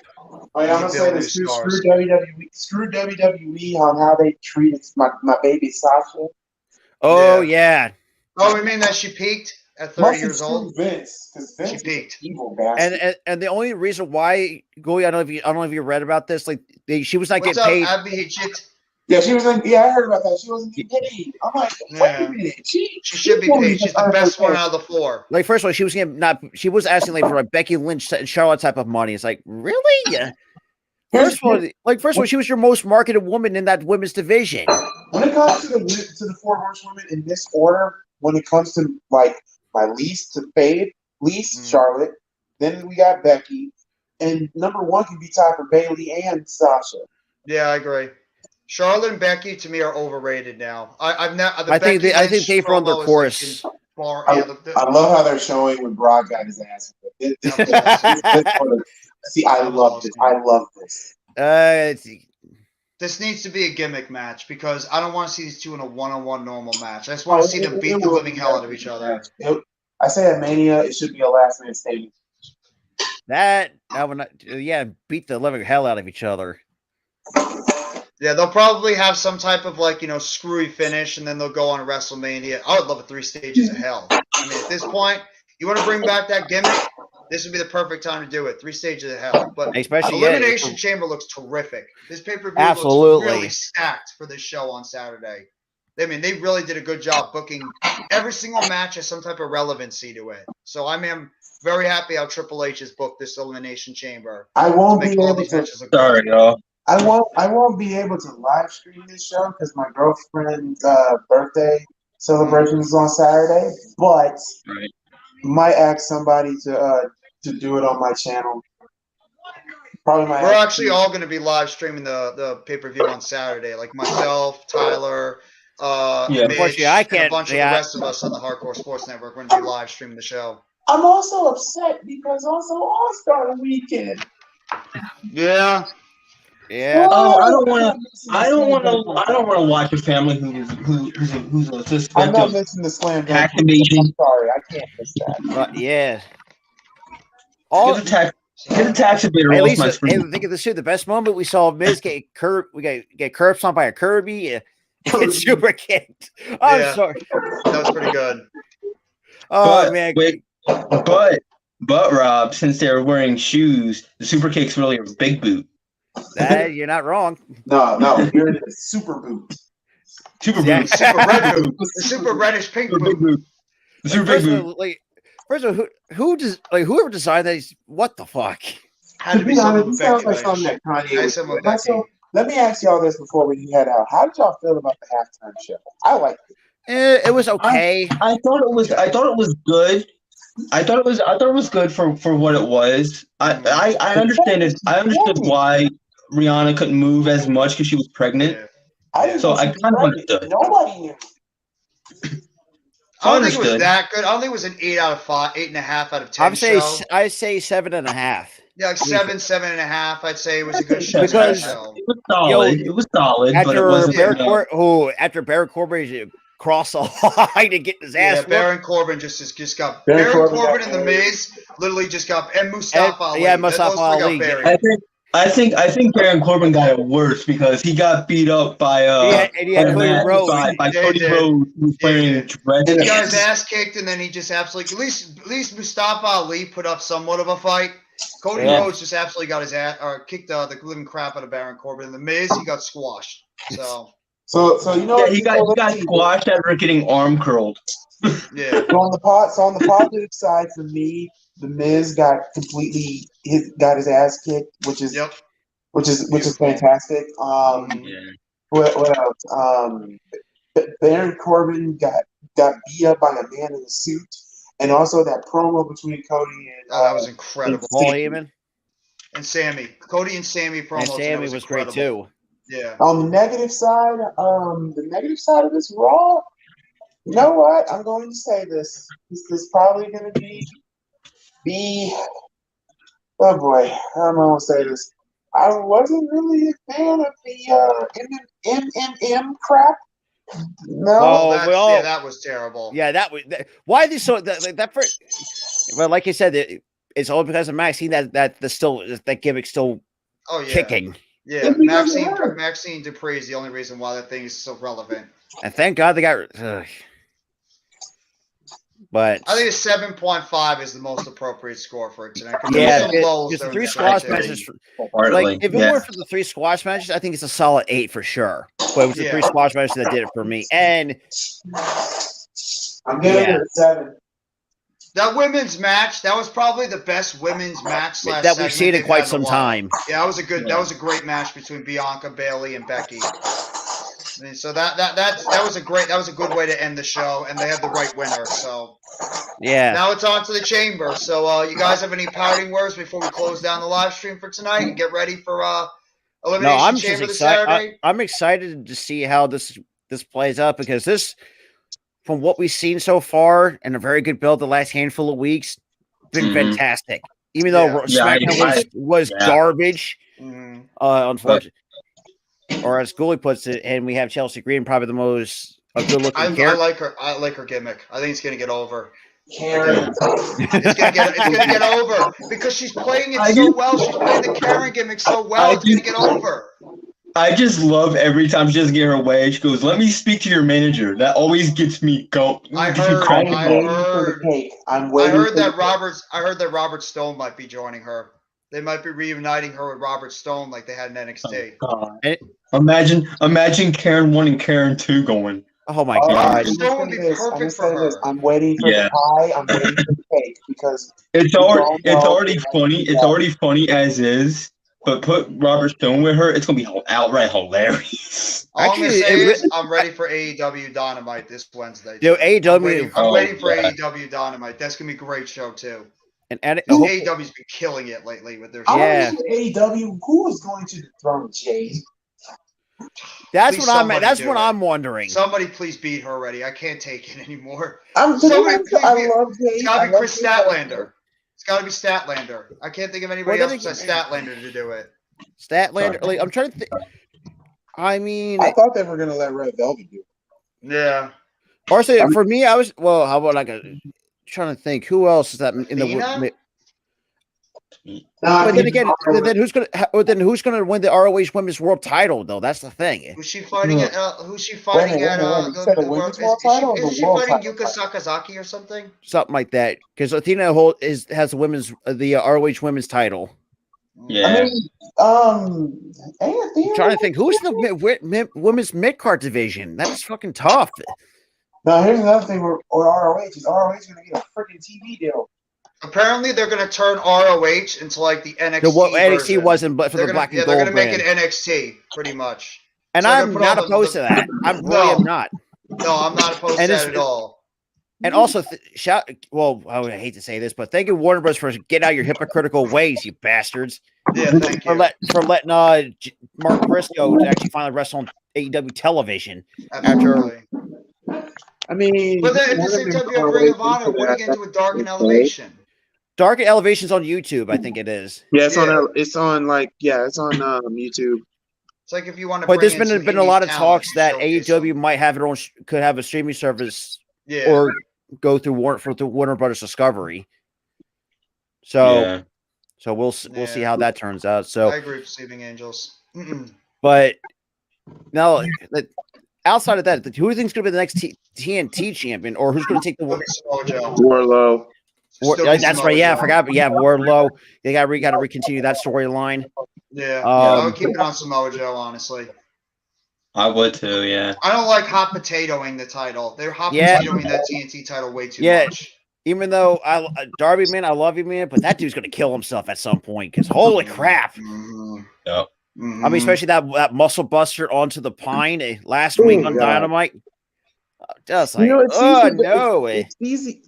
Thank God CZW's back, but at the same time, it's a new rebrand. Yeah. Imagine Darby Allin in a cage of death. Oh no! Yeah, you're dead. Darby would be nuts enough to do something insane off the cage. I wouldn't be surprised if he would, because that's kind of where he fits. You're talking about the guy that did a coffin drop and back in 2019 and All Out on a damn steel step through a barrel. When he broke his back in half. Nah, the apron. Would he miss Cody? Oh my God! Oh man, the apron one, the coffin drop, and he bounced off the apron. It's like, oh man! Or what he did at the Casino Battle Royal at Double or Nothing in 2020, and he jumped off the skateboard and busted up his leg, and then Brian Cage threw him through the table and the chairs. To be honest, I still say the most brutalist moment in AEW history still goes to Shawn Spears almost killing Cody. Oh yeah, when he split his head open. Yeah. I was like, was that planned? That's all I said. Was that planned or was it didn't look like that was a planned spot. Oh, come on, you're not going to see Sammy Guevara getting hit by the golf cart twice? Oh, Sammy Guevara. Sammy Guevara getting hit by the golf cart by Matt Hardy and Kenny Omega? No, the barbed wire massacre spot. Oh my god! The explosion. The barbed wire death with match. The firecrackers and the sparklers. The WCW Nitro. Remember, 69 me, Don. 69 me. I'm sorry, but I'm really liking the. It's the only time you'll ever see that on national television. Two men doing a grown man 69 on TV. That actually happened on AEW Dynamite. Sell that though. Yeah. The fact that they have to sell the fireworks. Tony Khan, we're gonna do this on television. Are you okay with that? We're gonna give each other. You should tell Jeff that the New Day's earlier product that finally, thank God, did not get greenlit. Oh wait! Oh, Booty Juice. Booty juice. Yeah, Booty Juice almost got greenlit. Yeah, they were gonna have like a juice. New Day were gonna have a juice, and it was gonna call Booty Juice. And here was the slogan: Booty Juice. It makes sure your throat is in the You know, really does enjoy the Booty Juice though. God, Mr. Juice Robinson over there on AEW because he's getting a whole lot of that. He's a part of the. Oh God, he's a part of Bullet Club now. Yeah, well, he's closer now to Tony Storm, so he's probably happy. All right, guys, I'm out. I'm about to head on out too. Yeah. It's 6 But o'clock. yeah, I gotta being eat said, shit now. oh man, it's been fun, and see you guys in the next one, guys. Have a great night, everybody. You too. Awesome power of nature